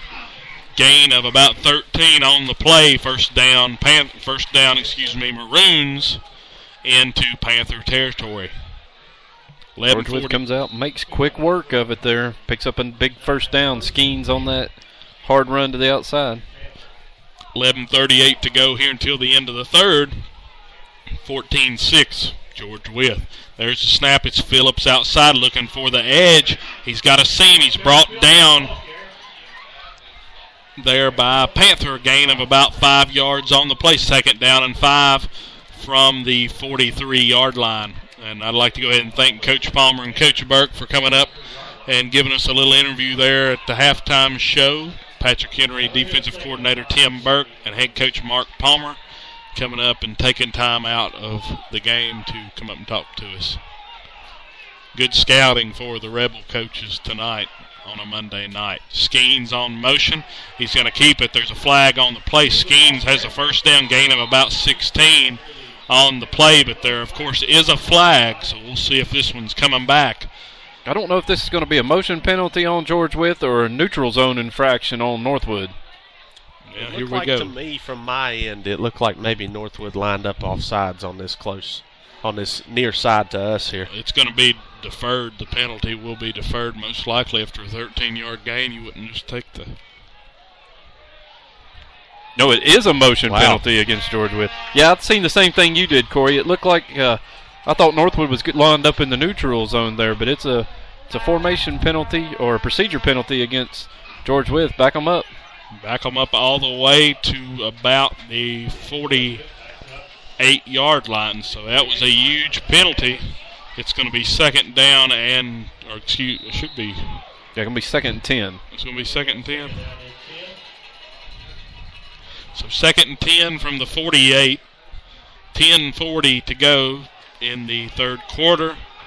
George Wythe 14, Northwood 6. George Wythe has the ball. Monterique Phillips on the fake handoff. Skeens inside. He breaks the tackle, jukes out a guy. First down. Gain of about 12 on the play. Great answer there after the big penalty. Good blocking up front by the George Wythe offensive line. Everybody had someone from in blue engaged, and that gave Skeens anywhere he wanted to run across the line of scrimmage there to pick up the big first down. One of our halftime keys here, guys, was Northwood's defense. Would it change? Here we are, 1st and 10 from the 36. Monterique Phillips on the outside. He's looking for a gap. Dones tracked him down. Monterique breaks out of it. Still a loss of about 4 on the play. It's going to be 2nd down and 14.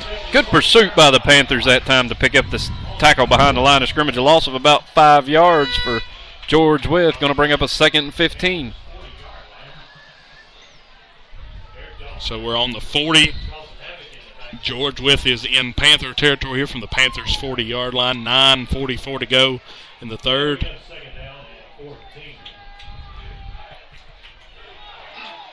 And George Wythe's going to line up here. 2nd and long. Darius Moore in the gun. He's going to roll out to the right. He's got the edge. He's looking for a man. He's got him right at the sticks. First down. First down and more. He got about 5 yards or about 3 yards past the sticks. Pass complete that time to number 4, Daniel Patton. He's a senior out of Wytheville, Virginia. So a big play there on 2nd down and 14. and they're able to stretch the field there as Darius Moore rolls out to his right, left-handed, throws against his body out to the edge right at the sticks for a first down for the Maroons. Moore's still perfect on the night, guys. 3 for 3, 53 yards. Darius Moore, they don't pass it a lot, but he's a very accurate QB. Inside with Moore on the keeper, gain of about 2. Moore, during the Hogo Game Day 7-on-7s that we hosted at Patrick Henry High School, him and Channing Call actually tied for the accuracy challenge where you had to throw through a tire and get points based on that, and they actually went into a triple tiebreaker and ended up just keeping on time, so we had to call a tie on it. So that's kind of funny. The two teams that run pretty much all the time have two of the most accurate QBs in the Hoga Higgy. Empty set this time for Moore. Nobody goes in motion. Moore rolls out to his left. He's looking out. He's looking for a block. He breaks one tackle, storms through another. Ball's out. Ball's out. Fumble. Recovered by George Wythe. Turley had a chance to get on it, number 32, and he wasn't able to land on it. Ball rolled back out, and George Wythe was able to stay on it. I was just getting ready to say that maybe the only way Northwood stops George Wythe is with a turnover, and I think the opportunity was right there. I know that they called it a fumble, but it looked to me like Moore might have went down before it, but they didn't say it. So it looked like Moore reached out, but it's first and goal from the 9-yard line. So they're in the Carter's Pharmacy red zone. Every snap for a Hogo team is brought to you by Carter's Pharmacy, your hometown pharmacy here in Saltville, Virginia. First and goal from the 9. Moore to Skeens. Skeens inside. He's got a touchdown. He broke the plane. Doan was trying to bring him down. Touchdown, Wytheville. 20-6. George Wythe leads now with 8:04 to go here in the third quarter. So a big score there as Northwood was unable to hold George Wythe up. Again, a pretty quick drive by the Maroons. Took them less than 4 minutes to drive the ball down to the field and stick it in the end zone to extend the lead to 20-6. On for the extra point here to tack it on. There's the count, the snap, the hold, the kick. It's up, it's good. And your new score, George Wythe 21, the Northwood Panthers 6. Travis, let's go ahead and turn to the Political Dogs play of the drive. On 2nd and 14 for the George Wythe Rocky Maroons from the Northwood 40-yard line, Moore hits the pass to Patton. A gain of 16 yards. Moore did a good job rolling out of the pocket, keeping the play alive. That picks up the first down, put the ball down to the Northwood 24-yard line. That's your Political Dog, hot dog play of the drive. Be sure to visit Political Dog, Town Square, Glade Springs, and don't forget, tomorrow night, 6 o'clock, it's Sports Talk Live with Travis, Dillon, and Corey. We'll also have our communication man, Andy Brown, there on the side with us, so we look forward to seeing everybody out there tomorrow night. Political Dog in Town Square. Yeah, it should be a fun night tomorrow night, talking about the weekend in college football. Of course, everything has been flipped up on its head now in college football, so we'll try to sort all that out and probably disagree on a lot of it, but that's just the way it goes. Let's take a moment here before the kickoff to mention some of our other sponsors. Let's not forget Big M Farm Supply and Metaview, Lowe's Home Improvement Warehouse, Glade Pharmacy in Glade Spring. Also, we've mentioned Carter Pharmacy, the sponsor of the Carter's Pharmacy Red Zone, and Serber & Son, also located in Town Square, Glade Spring.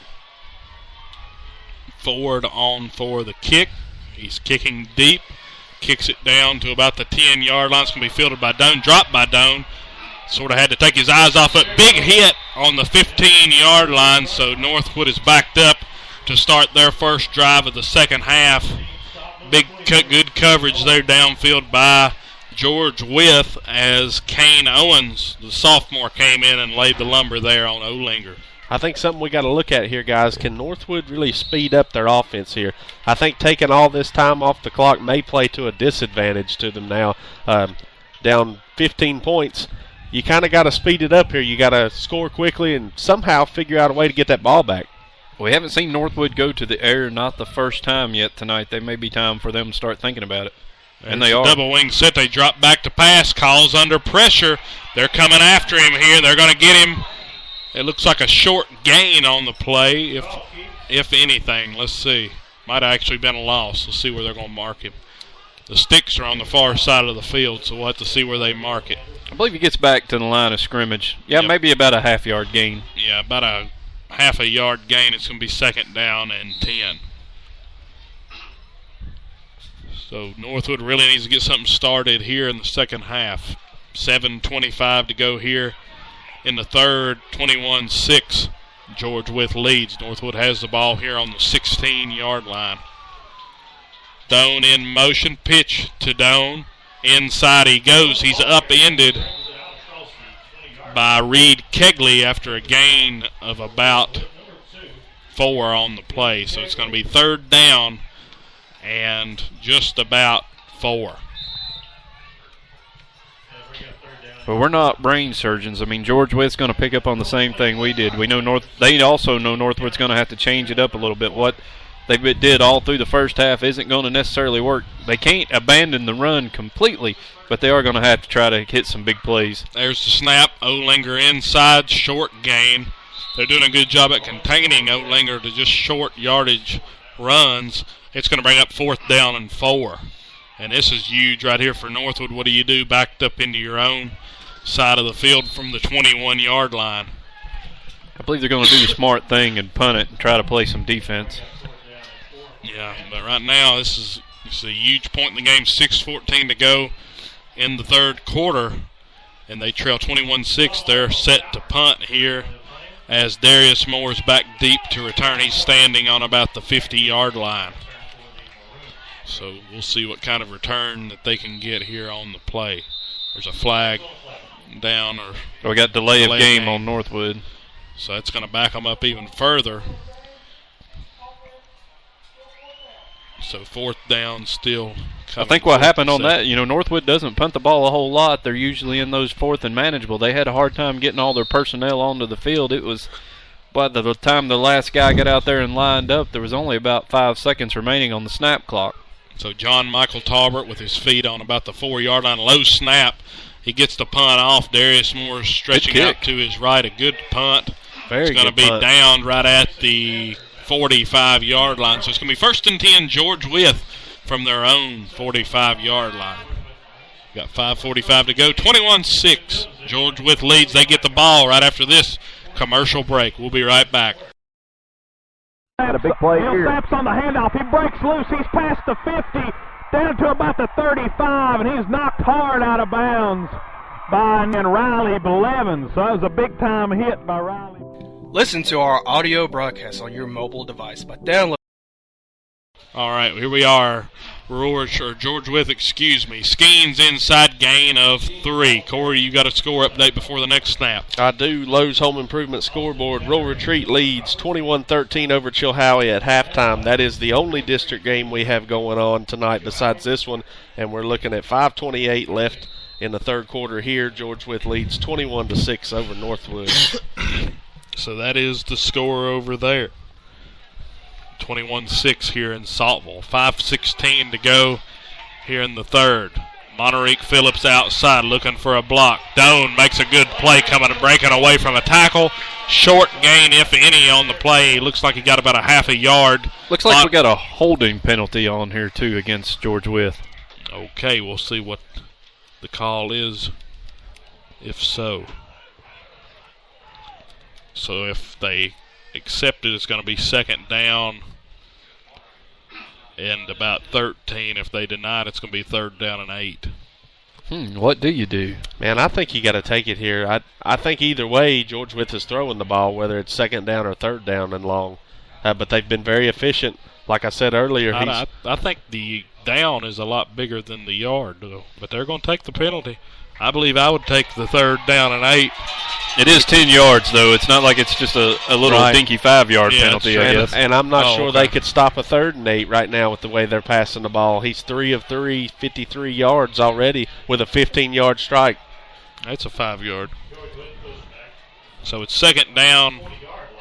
No, that's a 10-yard. Oh, it's 10 yards from the spot. Okay. I thought it was from the original line. 2nd down and about 15.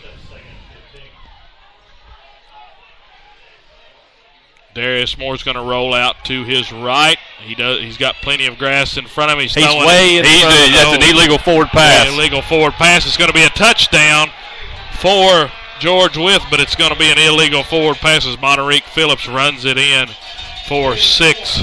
Wow, unbelievable. He was 4 yards. Yeah, I was going to say he's about 5 yards past the line of scrimmage there when he threw that ball. It's a no-brainer. He was looking at the original line of scrimmage. That's a big penalty because that's a loss of down penalty also. Right.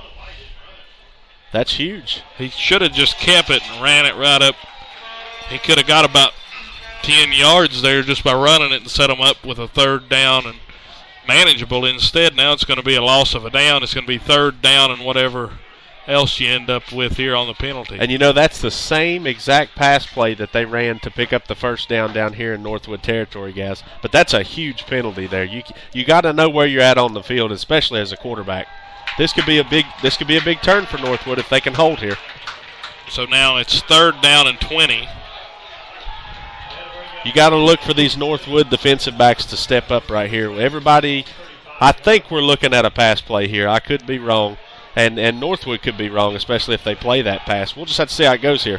Darius Moore in the shotgun set, double wing, Skeens running outside. He's got a few blockers. He's up to the original line of scrimmage. He's right at the 1st down marker. What a play there by Trey Skeens. What a burst. It's going to be about a couple yards short. It's going to be 4th down and about 1. 19 yards on the play there by Trey Skeens. What a play there. 4th down and 1. You got to go for it here past midfield. They're at the 46-yard line. George Wythe. That was a huge play for them, and Northwood really needed to keep it to make it be 4th down and long, being 3rd and 20 for George Wythe to get it anywhere near the sticks is pretty good for the Maroons. 4th and 1. Skeens in motion. They're calling in a new play. They're going to call timeout. They were thinking that Northwood was going to jump there when Skeens went. And they almost did. Yeah, they almost got them, but I'm they telling you, the play clock ran out. The play clock completely ran out before they got that timeout there, guys. The timeout was given anyway, so it's 4th down and 1 from the 46-yard line with 3:49 to go here in the 3rd quarter. 21-6. George Wythe leads. Travis, let's go ahead and talk about this 4th down. It's coming up. Huge 4th down for the Panthers. Yeah, it's definitely bigger for Northwood than what it is George Wythe, but George Wythe's a little bit in limbo. They're just on the Northwood side of the 50-yard line, but probably not a whole lot of room to punt the ball necessarily, but they might do it. They haven't broke the huddle yet to show us what they're going to do, but I believe they're still going to come out, line up, and go for it. Yeah, we'll see what they end up doing, I believe. Yeah, it looks like the regular offensive grouping coming back out on the field, so Northwood's really got to get a stop here. The fans are rising up here in Saltville, Virginia. They're under center. George Wythe is Darius Moore right underneath. He's going to hand it off inside. Got a late push. First down. Second effort's going to get it. Yeah, second effort's going to get it. 1st down, George Wythe gain of about 2 on the play. 1st down. They're down to about the 44-yard line.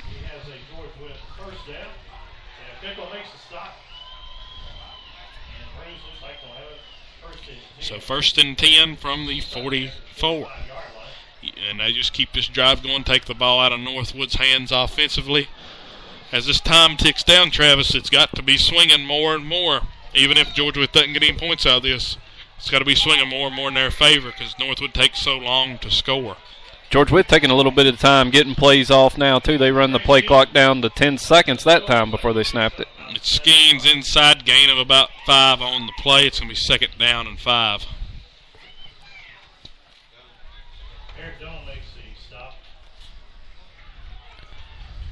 This Northwood defense, these guys got to be getting wore down. This is turning into a really long drive by the Rocky Maroons, and they're picking up yards 5 or 6 at a time.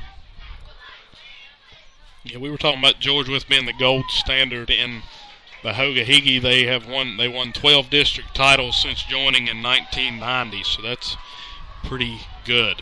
There's the handoff to Skeens. He's looking for a block. Doan is able to meet him there. Gain of about 1 on the play. Doan has played very well for this Northwood defense, really containing Skeens on the outside. Another footnote for George Wythe, they've won 6 straight Hogo titles from 2007 to 2012. That reign ended, of course, last year when Chilhowie was able to break that streak. And tonight, if things go the way they're going, 2:16 to go in the third quarter, George Wythe up 21-6. George Wythe could be putting their foot back into the race. It's a wide open from here. We've got Patrick Henry undefeated in the Hogo. It's going to be about a 4-horse race to the finish here in the Hoga Higgy. That's going to be a short loss there on the play, loss of about 1 as they tried to go to Skeens. Skeens looks to be shaken up on the play. He took his helmet off. It must have been his mouthpiece or something. So 4th down. Okay, looks like George Wythe is going to run this play clock down, and then I think they're going to punt it. Let's see. Yep, here comes the punt team. Yeah, they're going to punt it. They hadn't started the play clock. There it goes. So plenty of time here. There's no need to call timeout as long as they get lined up correctly. Oh, Northwood's not dead yet. So we got 11 on the field before George Wythe. They're set to punt it away. We've got 6 seconds on the play clock, 1:14 to go till the end of the third quarter. Low snap. They're coming for it. Almost blocked. Wow. What a kick. Punt into the end zone. Touchback. Northwood will get the ball. 1:05 to go here in the third quarter. Northwood will get it on their own 20-yard line. So they're going to have to go 80 to answer. 21-6. They trail. Travis, let's talk about the shakeup that could occur here tonight if George Wythe does hold off this Panther offense. Well, think about it. Patrick Henry gone all that time without winning a Hoga Higgy District game. If Northwood takes the loss tonight, Patrick Henry can lay claim to first place in the Hoga Higgy. That's true. So Patrick Henry, of course, they've only played 2 district ball games, but you can't hold that against them. They would be right there in the running. Doan goes in motion, toss to Doan. Doan breaks outside. He's got a blocker in call. He's got a first down. Gain of about 11 on the play. Good play there. 58 seconds to go. One would think they need to get a little bit of pace going here and sort of get in rhythm. That way they can keep going here. And trailing by 2 touchdowns is definitely not where they want to be. Good carry by Doan that time. Northwood, that time they took the ball to the outside, had that one-on-one matchup out on the corner. Good carry by Doan to pick up the first down. Thing is, they're going to have to sub out each play just to get fresh play calls in quicker. Instead of call coming off the side, they're sending a new guy out every time. But still, you've got that substitution that has to be made. 40 seconds to go. Northwood puts Turley in motion. Turley's got a lead blocker in Doan. He's met. Good big hit there by Reed Kegley. He came up, loss of about 2 on the play. Well, let's see. I think they're going to give him forward progress to the original line of scrimmage. Yeah, they give him the original line, so it's 2nd down and 10. So we got 17 seconds to go, and they're just going to take it into the start of the fourth quarter. It's going to be 21-6 George Wythe to start the fourth, and, man, that quarter didn't go anything like Northwood had expected. So just a huge turn of events here in Saltville. 21-6. George Wythe's going to take the lead into the fourth. We'll see if the Panthers can answer. It's 2nd down and 10 from their own 31. Corey, what's your take on what's happened so far with the Panthers? I think what you're going to have to see here is you're going to have to see a speed up in the offense is the only way it's going to work. And on defense for Northwood, they've got to stop the George Wythe speed. It seems like the burst in the middle and the burst around the outside is really what's got them shook up here. Yeah, Northwood doesn't have a time here for a 4, 5, 6 minute scoring drive. They got to score quick. We've seen Northwood throw the ball in their earlier games that we've broadcast of them. Let's see if they open it up now. They're definitely running out of time to keep moving the ball the way that they have. It's a big 2nd down here, 2nd and 9 as Northwood comes back on the field. George Wythe a little slow finishing up over there in the huddle. But we head to this final fourth quarter. 12 minutes remain on the clock. Your score, the visiting George Wythe Rocky Maroons 21, homestanding Northwood Panthers 6. You guys talked about some standing shakeup. If I've got this figured out right, if George Wythe and Northwood, say George Wythe holds on to win tonight, if these teams go undefeated the rest of the season, along with Marion, we have a 3-way tie for the Hoga Higgy, right? That's true. I think so. Inside here is Olinger. He falls forward for a gain of 5. And right now, if you're Blake Olinger, they've got to go back to him even with or without a 100% health because he's got them this far in the season. They're backed up against the wall here with Olinger's health. Right now it's one of those, if you got a quarter, Blake, give it to us, right? I mean, it's right now a 6-0 season's on the line for the Panthers. Northwood comes out in that same formation we've seen all night. They haven't changed anything up yet. Double wing set, Doan inside, and a short gain on the play, gain of about 1, if anything. So it's going to bring up another 4th down and 4. Well, there's no question here. You got to go for it. You're down at least 2 scores. Yeah, Justin Chenault on the tackle. He's back in after that injury. I guess he's been in, but he got another tackle there. You don't necessarily need to hurry up here because if you don't convert this 4th down, other than the fact the play clock has run down to about 8 seconds, Northwood may be forced to take a timeout. 5 seconds if they're going to put a man in motion. 3, 2, they're going to have to call timeout. Coach Prater calls timeout. That's big later on in the game. That's the first timeout of the second half for Northwood, So that's big, getting the play in there late. And especially the way their plays go, putting a guy in motion the way they do, they wouldn't have been able to get that play off. I think the real difference we're looking at here tonight, guys, is the Northwood defense just hasn't been able to stop anything. They did get the 1 punt here in the 3rd going to the 4th quarter. But, I mean, they've run the ball good on offense. They've kept that same game plan that they've kept all year. They're 37 for 170 yards, about 5 a carry, which in turn does get the ball down the field. But if your defense can't stop anything, that really makes it tough on an offense trying to make up points, especially in a 4th quarter, and especially with a team that takes so long to score. They've ran the ball good, but it seems like they've gotten themselves in some long situations. They weren't in these 4th down and 5 and 4th and 4 situations whenever they were at the top. So with that, I think, George Wythe, they might have given up the runs, which you're going to, because they run it so much, they're going to find gaps. George Wythe just being physical right now. They're being athletic on offense and physical on defense, more physical than I expected. Right. 4th down snap on the way. Here's 4th and 4 from the 37. There's a snap pitch to Olinger. He's met at the line.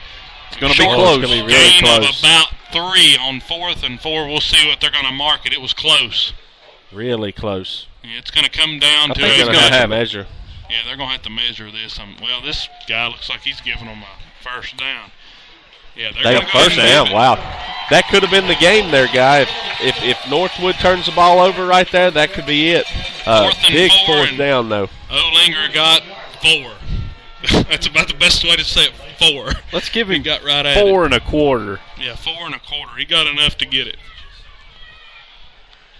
So it's 1st down from the 41-yard line. 1st and 10. Doan in motion. Call's going to keep.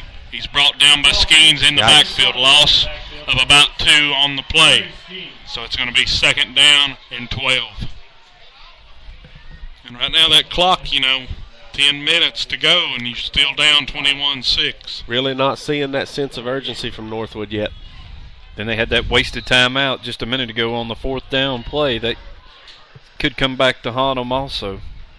They're going to have to eventually drop back and chuck some. Yeah, I'm surprised we haven't seen not the first deep ball thrown yet by Northwood. You got to think it's really coming into time. Still nobody spread out wide here. Here's Olinger on the inside. He's got back past the original line of scrimmage, gain of about 6 on the play. It's going to be 3rd down and 6. It was a good run for him that time. Olinger just finding the hole right up the middle, picking up big yardage. They're still not abandoning the game plan as the clock rolls down to 9 minutes remaining in the ball game. Yeah, I think they're playing the onside kick scheme here, guys. I think they're going to try to run their game all the way to the end.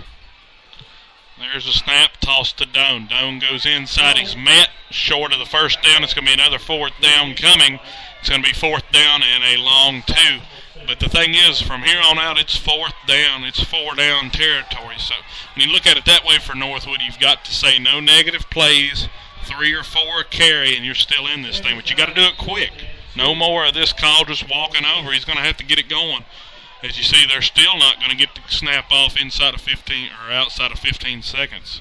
It's no, they're going to within 10 seconds here. At this pace, they're snapping the ball once about every 50 seconds, so that's not really quick. And getting 3 yards of carry is not doing it.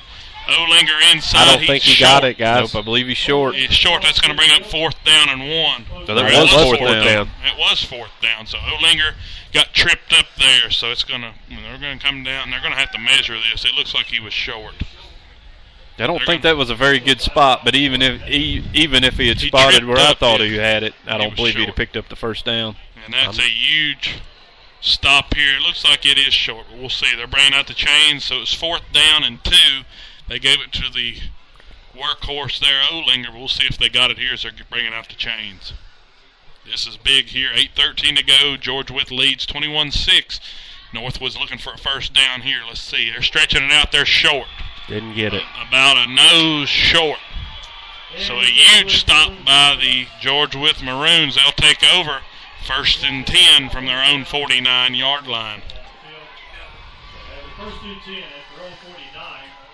I think we're going to see George Wythe flip the game plan here, guys. I think they're going to run the clock out here. Or try to run the clock out. I think they're just going to be consistent on the run. I don't think you're going to see much. You could see a pass play here to try to stick it in and put an exclamation mark on this. Yep, Darius Moore in the gun. Going to put Phillips in motion. Handoff inside to Skeens. That's worked all night. Gain of about 6 on the play. It's going to be a gain of about 7 on the play. It's going to be 2nd down and 3. I like that counter they do. They put Phillips in motion, fake the handoff, and take Skeens right on around the inside. And George Wythe tonight looks like the George Wythe of old. Yeah, I think Skeens, there's no doubt, he's the best athlete out here on this field tonight. A lot of good players for both of these teams, but he's definitely the class of the field this evening. I think Phillips is right up there with him, too. Oh, absolutely. Athletic ability and just versatility. He caught that pass right there on their first drive. Shotgun again here for George Wythe. Skeens going to fake it in outside, and then they're going to hand it off to Phillips. Phillips fights through that big Northwood O-line. Looks like he got the first down. So a good run, good powerful run there by Monterique Phillips. 7:20 and counting down here. It's a first down, George Wythe. So the advantage they have here at Saltville is they have play clock on both sides of the field, so they can keep an eye on the clock, snap it at the lowest point, and be able to keep check of that. Yeah, George Wythe taking their time. They're actually going to run the play in from the sidelines themselves, a little bit of Northwood style here. Yeah, that's the best thing to do at this point for them, just to kill the clock. They're in a shotgun set. They're running inside to Skeens. Skeens got about 4 on the carry. I hear a couple fans yelling down there, Northwood fans. I believe the reason for that is they ran the play in, broke the huddle, and then the player that they subbed in for ran out after the huddle. So it should have been a substitution infraction, breaking the huddle with too many players, but they got away with it. I believe it was questionable. It was close. It was close. They're in a shotgun set here, 2nd down and 6. There's the snap. Handoff inside to Skeens. Skeens gain of about 2 on the play. It's going to bring up 3rd down and a long 4. Either way, they're going to take this clock down inside of 6 minutes to go. They're up 21-6. Well, Northwood really needs a turnover in a bad way right now.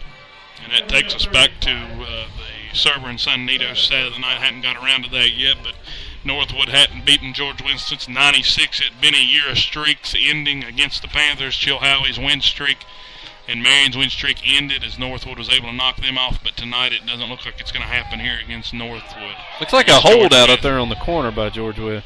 It's going to be a gain of about 4 there on 3rd down and 5. It's going to bring up, gain. They're not going to give him forward progress, so it's going to be 4th down. Looks like about 4.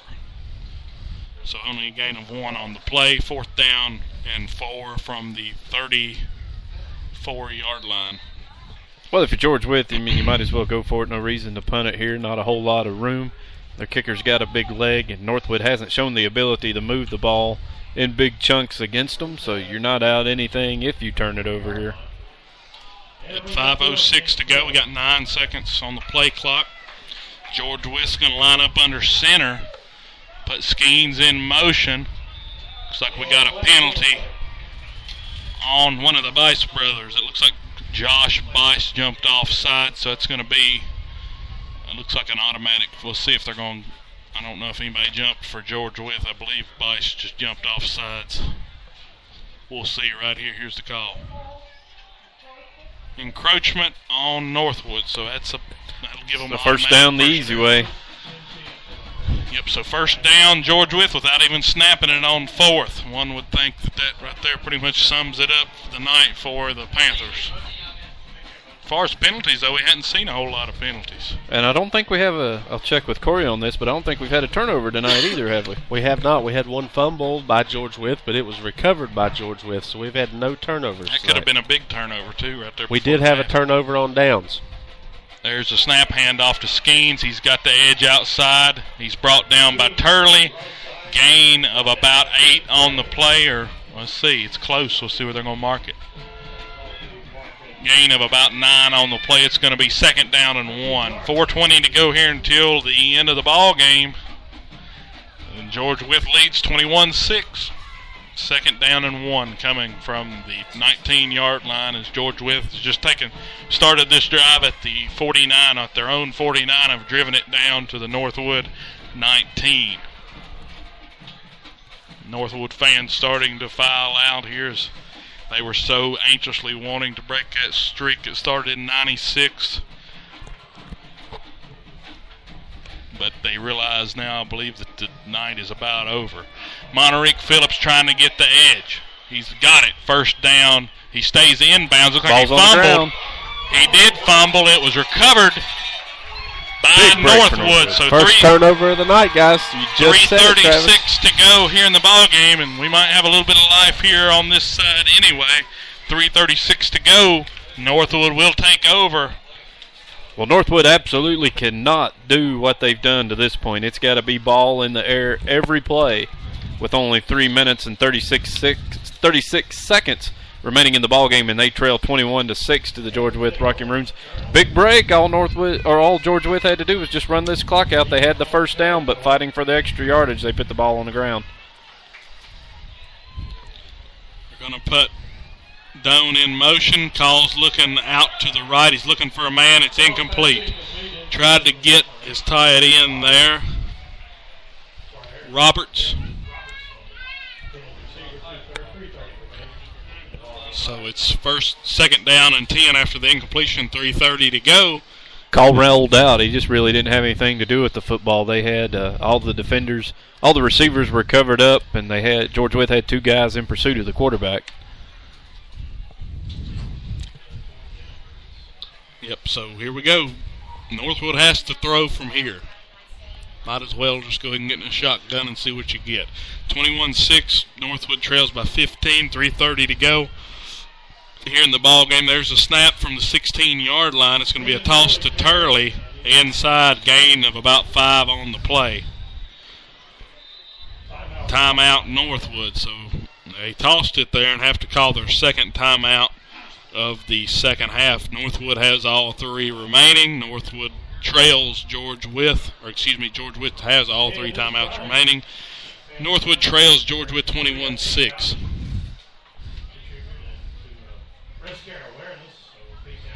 But so we'll see what's going to happen here. 3:23 to go. Travis, what are you thinking right now at this point in this ball game? Well, Northwood's got no choice. I mean, first order of business is pick up the first down. Of course, 3rd and 5, you can throw it here and then maybe run the ball to pick up the first down on 4th if you need to. But Northwood, we've seen them have the ability to throw in the other games that we've covered, but they haven't seen athletes the like of what they're up against tonight against the George Wythe Rocky Maroons. It's 21-6 with 3:23 remaining here in the 4th quarter. It's been a fairly entertaining game. I mean, it's 2-score deficit, but a couple of mistakes by Northwood is the only thing that's led to this hole. Just a quick note on the stats on the season, guys. Northwood coming into this game has only thrown the ball 18 times, 18 attempts. They're going to spread it out here, though.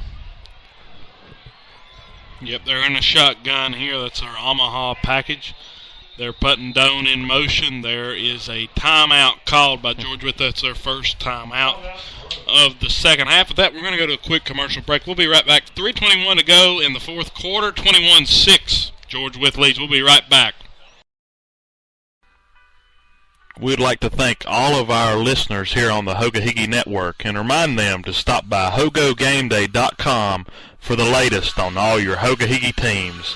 That is HOGO GameDay.com, partnered with HogaHiggy.com, the worldwide leader in Hogo sports.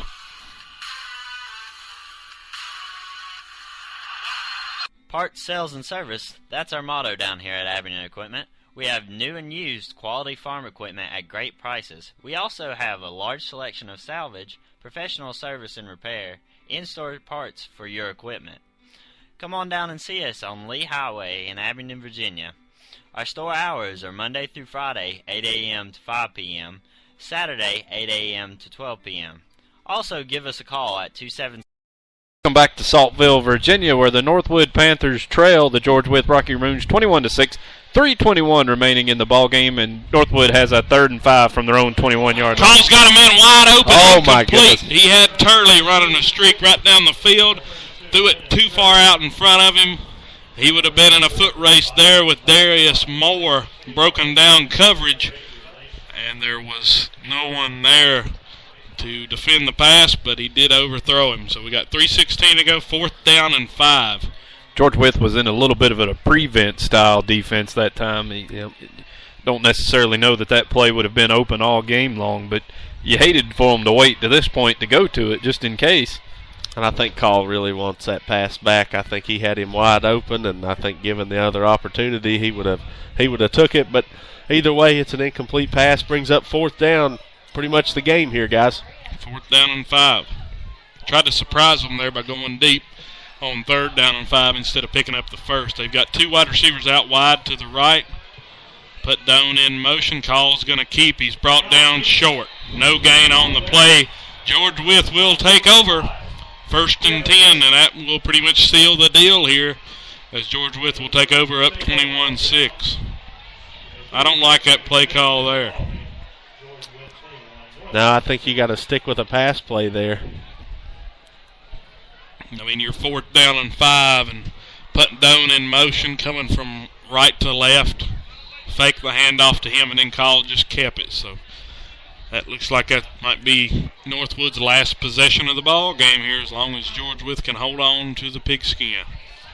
Well, let's give the Northwood Panthers credit to have made it to this point 6-0. It's still a fantastic season. We feel like they're solidly into the playoffs by picking up those 6 early wins. So still plenty to play for Northwood. They can't get their heads down about this loss. They run into a very good team tonight. I still feel like there's deficiencies on the offensive side now with Olinger not being back to full strength. You can tell that he's not the same here tonight in this ball game, so we'll definitely have to keep an eye out and see how much better he gets as we move on deeper into the season. They had him healthy, of course, at the beginning, but for it to be right now where you need wins the most here late in the season, especially with playoffs coming, you've got to really wonder about this Northwood team at this point. Well, even if Olinger is 100% healthy, if the playbook doesn't open up any more than this, are they going to be able to do very much to get deep into the playoffs? Yeah, I agree with you right there. They proved tonight they cannot play from behind. Yeah, especially when they go up against a team like George Wythe. Timeout, George Wythe. Actually, the back judge did throw the flag for the play clock expiring. Looks like they're going to talk this one over. Yeah, we'll see what they're going to do here. Yeah, the back judge did throw the flag, but if they got the timeout, that's something they'd have to discuss. It doesn't look like they're going to award them the timeout. Yeah, they're going to get the delay of game penalty. That's about the 2nd or 3rd time that they've almost got away with letting the play clock expire. We'll see. The refs are convening at the 20. Yep, delay a game. So it's going to be a 5-yard penalty. It's going to be 2nd down and about 8. So it was 2nd and 3, now it's 2nd and 8 from the 20-yard line.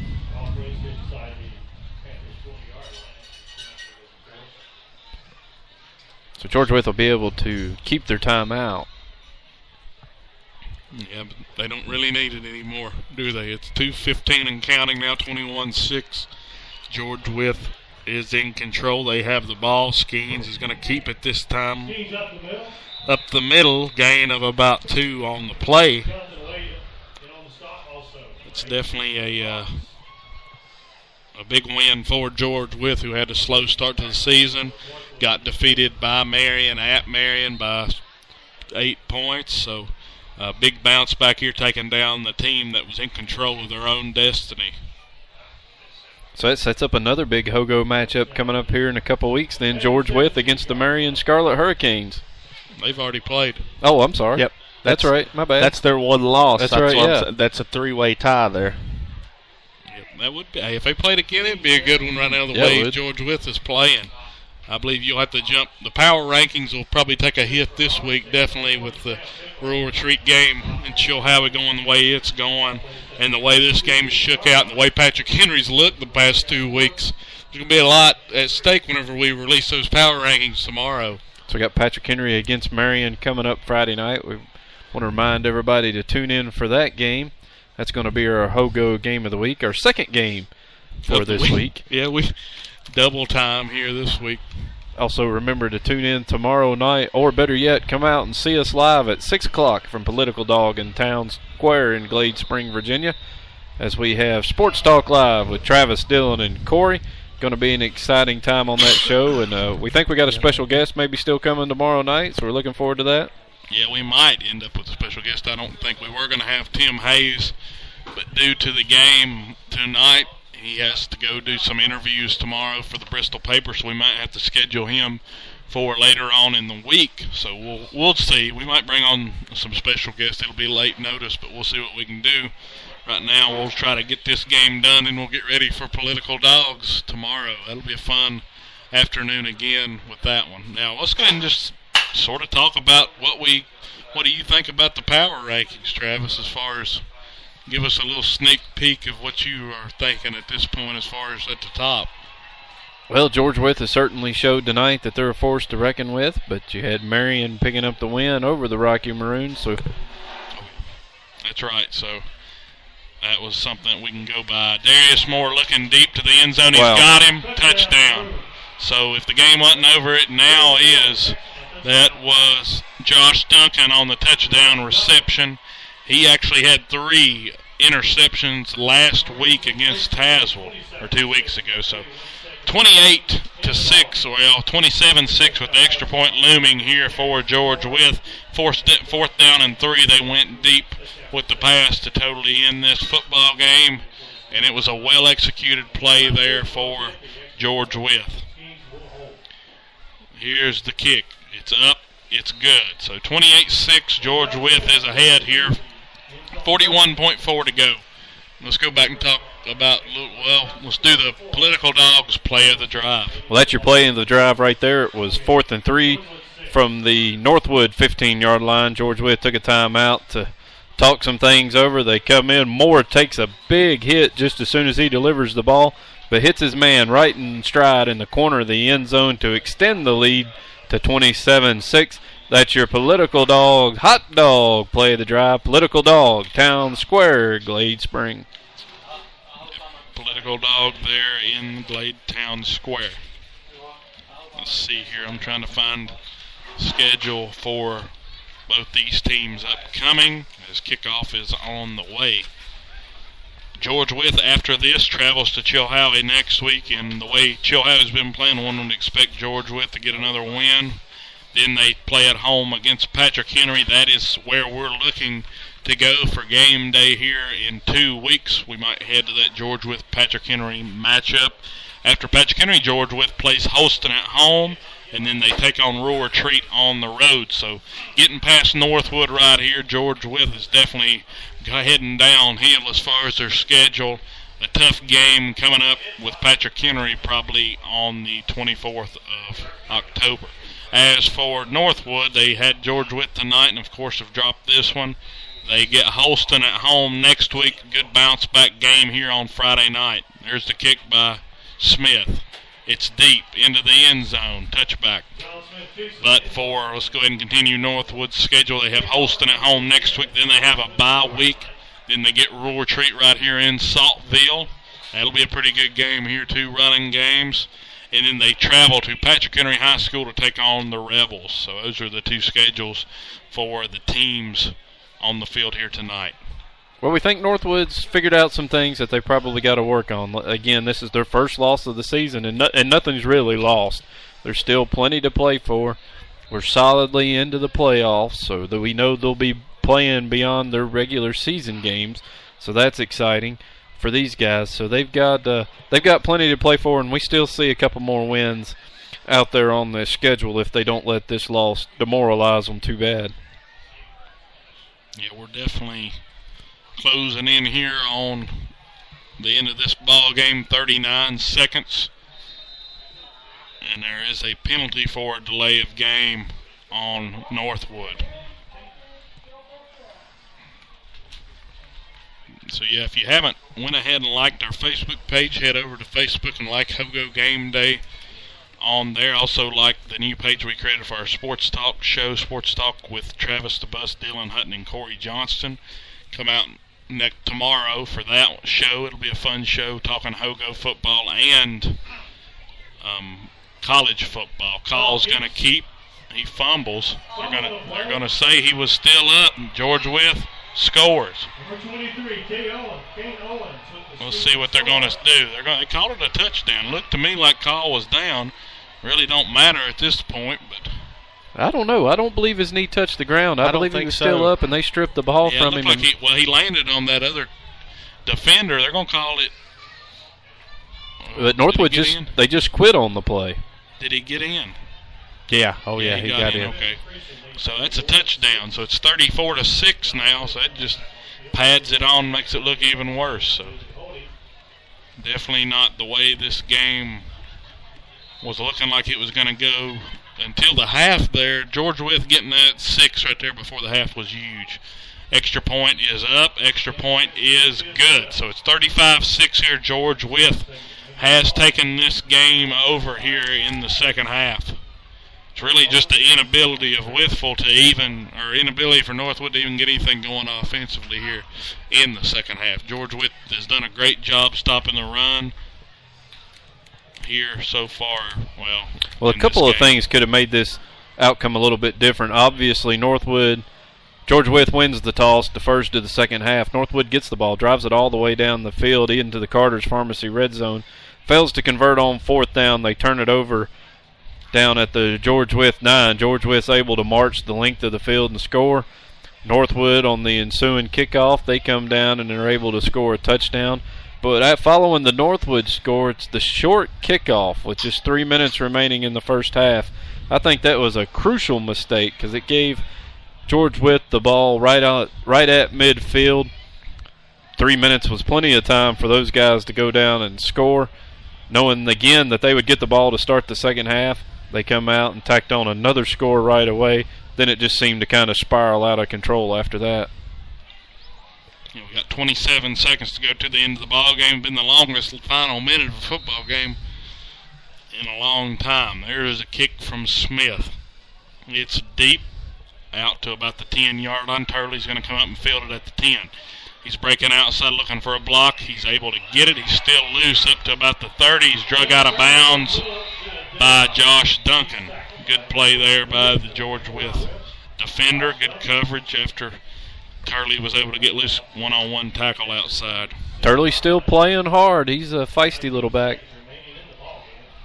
So 19 seconds to go. Northwood will take over, trailing 35-6.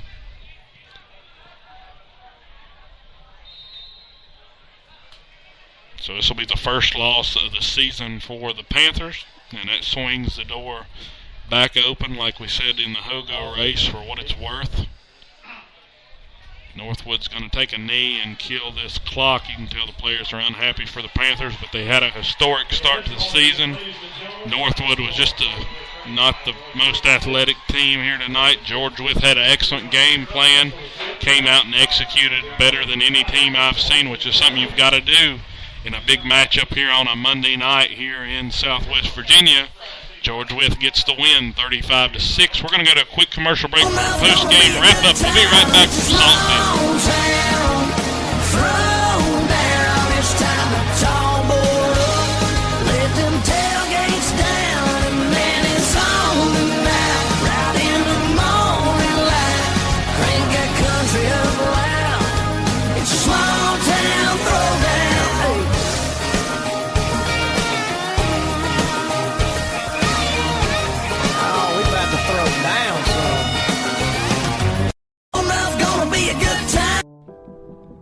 The Hogo Game of the Week is provided by Abingdon Equipment, Appalachian Plastics, Big M Farm Service, Carter's Pharmacy, Glade Pharmacy, Political Dogs, Serber & Son. Make sure you watch and listen at HogoGameDay.com.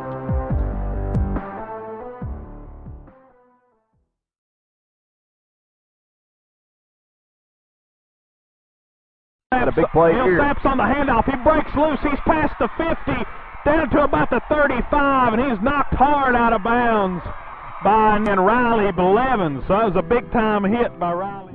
Listen to our audio broadcast on your mobile device by downloading the Spreaker app through the Google Play Store for Android devices and on the App Store for iOS devices, and search for the Hoagie Heagie Network.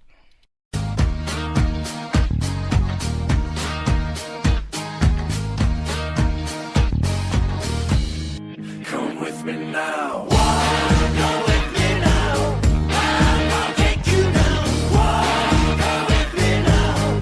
I'll show you how. Welcome back to Northwood High School in Saltville, Virginia, where this game has gone final. The George Wythe Rocky Maroons travel down to Smith County and beat the Northwood Panthers tonight, 35-6, handing Northwood their first loss of the 2014 season.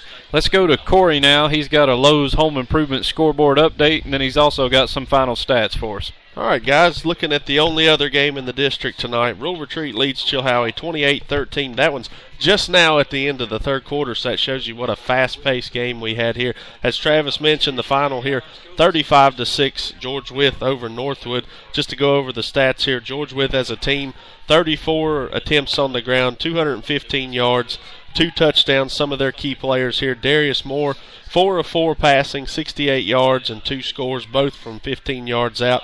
Trey Skeens, 24 carries, 160 yards, and a touch. Phillips, 11 carries, 37 yards, and a touchdown. Also had a 15-yard reception that was big in the first quarter there. Also lost a fumble there late in the fourth. Didn't really mean to anything. Northwood as a team rushing the ball, 42 attempts, 184 yards, and a touchdown. Call was 0 for 1 passing. Blake Olinger, 13 carries, 50 yards, and a touchdown. Doan, 17 carries, 84 yards. And again, that gets us to our final here in Saltville, Virginia. George Wythe, 35, Northwood, 6. I think that's the most interesting stat that you gave there. Skeens averaging almost 7 yards every time he touches the ball tonight. He was definitely probably the best athlete out there. Another thing, Northwood was behind basically the whole game, and for them to have only thrown the ball one time just really shows their inability to open the offensive playbook up and get a chance to get back in this game. They were only down 8 points, but never were able to overcome that deficit and just continued to grow. And Northwood's got some things they can work on. They can get better from this loss, and they've got a lot of important games left coming up on the schedule. As Dylan mentioned just a few minutes ago, got a good bounce-back game coming here at home this coming Friday night against Holston. You got to think they're probably going to win that game. Then they finish up with Rural Retreat and Patrick Henry, but then they got to get ready for the Group 1A state playoffs. I think another thing we got to look at here, guys, is not only Olinger being hurt on the offensive side of the ball, I think they really missed him on the defensive side of the ball too here, guys. You know, they were missing a little bit of beef on the inside there that they probably could have used to stop Skeens, to stop Phillips, and I think that really hurt them in the end. I think if they would have had Olinger on the defensive side of the ball, we could be talking a different game here. Either way, George Wythe played their game, and they played it really well. I mean, efficiently passing the ball, efficiently running the ball. Actually, everything that they threw at Northwood couldn't stop. Yep, George Wythe broke away there and just did their thing in the second half, got the win, and they're back in control, back in the race here. And that really, like I said, swung the door back open here in the Hoga-Higgy, even though it really doesn't really matter much, but it's still a lot of bragging rights on the line after so many years in the district. But with that, I guess we can go ahead and wrap it up. We already got our score update right from Rural Retreat. It is still 28-13 Rural Retreat over Chilhowie, start of the fourth quarter. What this does, though, it really sets up an exciting end to the season. These last 4 weeks are going to be, well, we got Corey already working on all the scenarios, how this thing could play out at the top of the district. So he's going to keep an eye on all that for us going forward. And just remind you, we got another big district game coming up this Friday night. We're going to be in Emory, where the Marion Scarlet Hurricanes travel down I-81 to take on the Patrick Henry Rowdy Rebels. Just a quick scenario here, what we were talking about earlier, guys. If Marion, Northwood, and George Wythe win out, it's a 3-way tie atop the Hoga-Higgy. But as for this week, Patrick Henry leads the Hoga-Higgy for the first time, and I don't know when. Yeah, I don't have a stat for that one. Yeah, that would take some stat digging. We'll have to check in with our main man there, Travis Terry. And now that we've seen how well Patrick Henry has played offensively the last couple of weeks, that really, I believe, looking back at the beginning of the season, we never thought this Marion Patrick Henry game would be very much of an even matchup, but Marion would probably just roll over the Rebels. But now it's looking like Patrick Henry may have something for him. Well, don't count Patrick Henry out on this Northwood game at the end of the season. If either. Patrick Henry scores the way they do, if they can keep the ball in the air like they did against Rural Retreat, I don't count them out against this game. We'll just have to see how Northwood bounces back for a short week here. This is a detrimental loss for these guys coming in. They played good for a half. The good part about the short week for Northwood, they've got the worst team in the Hogo coming up Friday. So that's the only good part about the whole thing, is you turn around, you've lost to George Wythe, but your turnaround game is Holston, the worst team in the district. So that may be the one advantage. People in Damascus are not liking you right now. That's okay. You got to have one section of the district that don't like you. It's a good thing you picked Northwood today. I know. Look where I'm at, though. I was about to pick George Wythe. Shouldn't have listened to my conscience. So let's see. So all three of us are 0-2 for the night. 0-2 for the. So we're not good on Monday Night Football, boys. Yeah, all of us missed it. We are not good. Well, that Chilhowie game's not over. Hey, we all got the PH Holston game right. That was easy. Ooh, that was a shot. Wasn't it? That was a shot. I swear, Corey, we'll have to get you a bodyguard. We probably won't go back to Damascus, so you're kind of lucky. But yeah, Northwood at least they do get Holston. They get them back here at home. Hey, they're high school kids. They're resilient. They're going to bounce back from this tomorrow without any problem. They do have the short week now to prepare. They're only going to get a couple evenings worth of practice in. You'll think they'll practice on Holston's scheme tomorrow night and Wednesday night and get into their pregame mode on Thursday and back here again on Friday night. Just one more reminder, we want you to come out to Political Dog in Town Square, Glade Spring tomorrow night for Sports Talk. Be myself, Dylan, Corey, we're all going to be there. Andy going to be running the monitor for us. We'd like you to come out, get you a hot dog and listen to our conversation as Dylan tries to convince us that the Southeastern Conference is the best in the land. It don't take much convincing at this point. I will have to say I'm a believer in Mississippi football now. Oh, good. We'll talk about that tomorrow, though. Yeah, we'll talk about that tomorrow. Corey likes that line. We'll talk about that tomorrow. And then remember also, we got Friday night from Patrick Henry, the Marion Scarlet Hurricanes, Patrick Henry Rebels. One more thanks to all our sponsors, Carter's Pharmacy. They were our sponsor of our Carter's Pharmacy Red Zone tonight. Also, Glade Spring Pharmacy over in Glade Spring, Virginia. Big M Farm Supply. Serber & Son, Town Square, Glade Spring. Lowe's Home Improvement Warehouse. Abingdon Equipment. We thank all those guys for sponsoring the Hogo Game of the Week. Yeah, and with that, I guess we're going to wrap it up here from the post-game show. George Wythe defeats Northwood 35-6. With that, we'll see you tomorrow night at Political Dogs, and we'll see you Friday from Patrick Henry. Thank you for tuning in, and good night.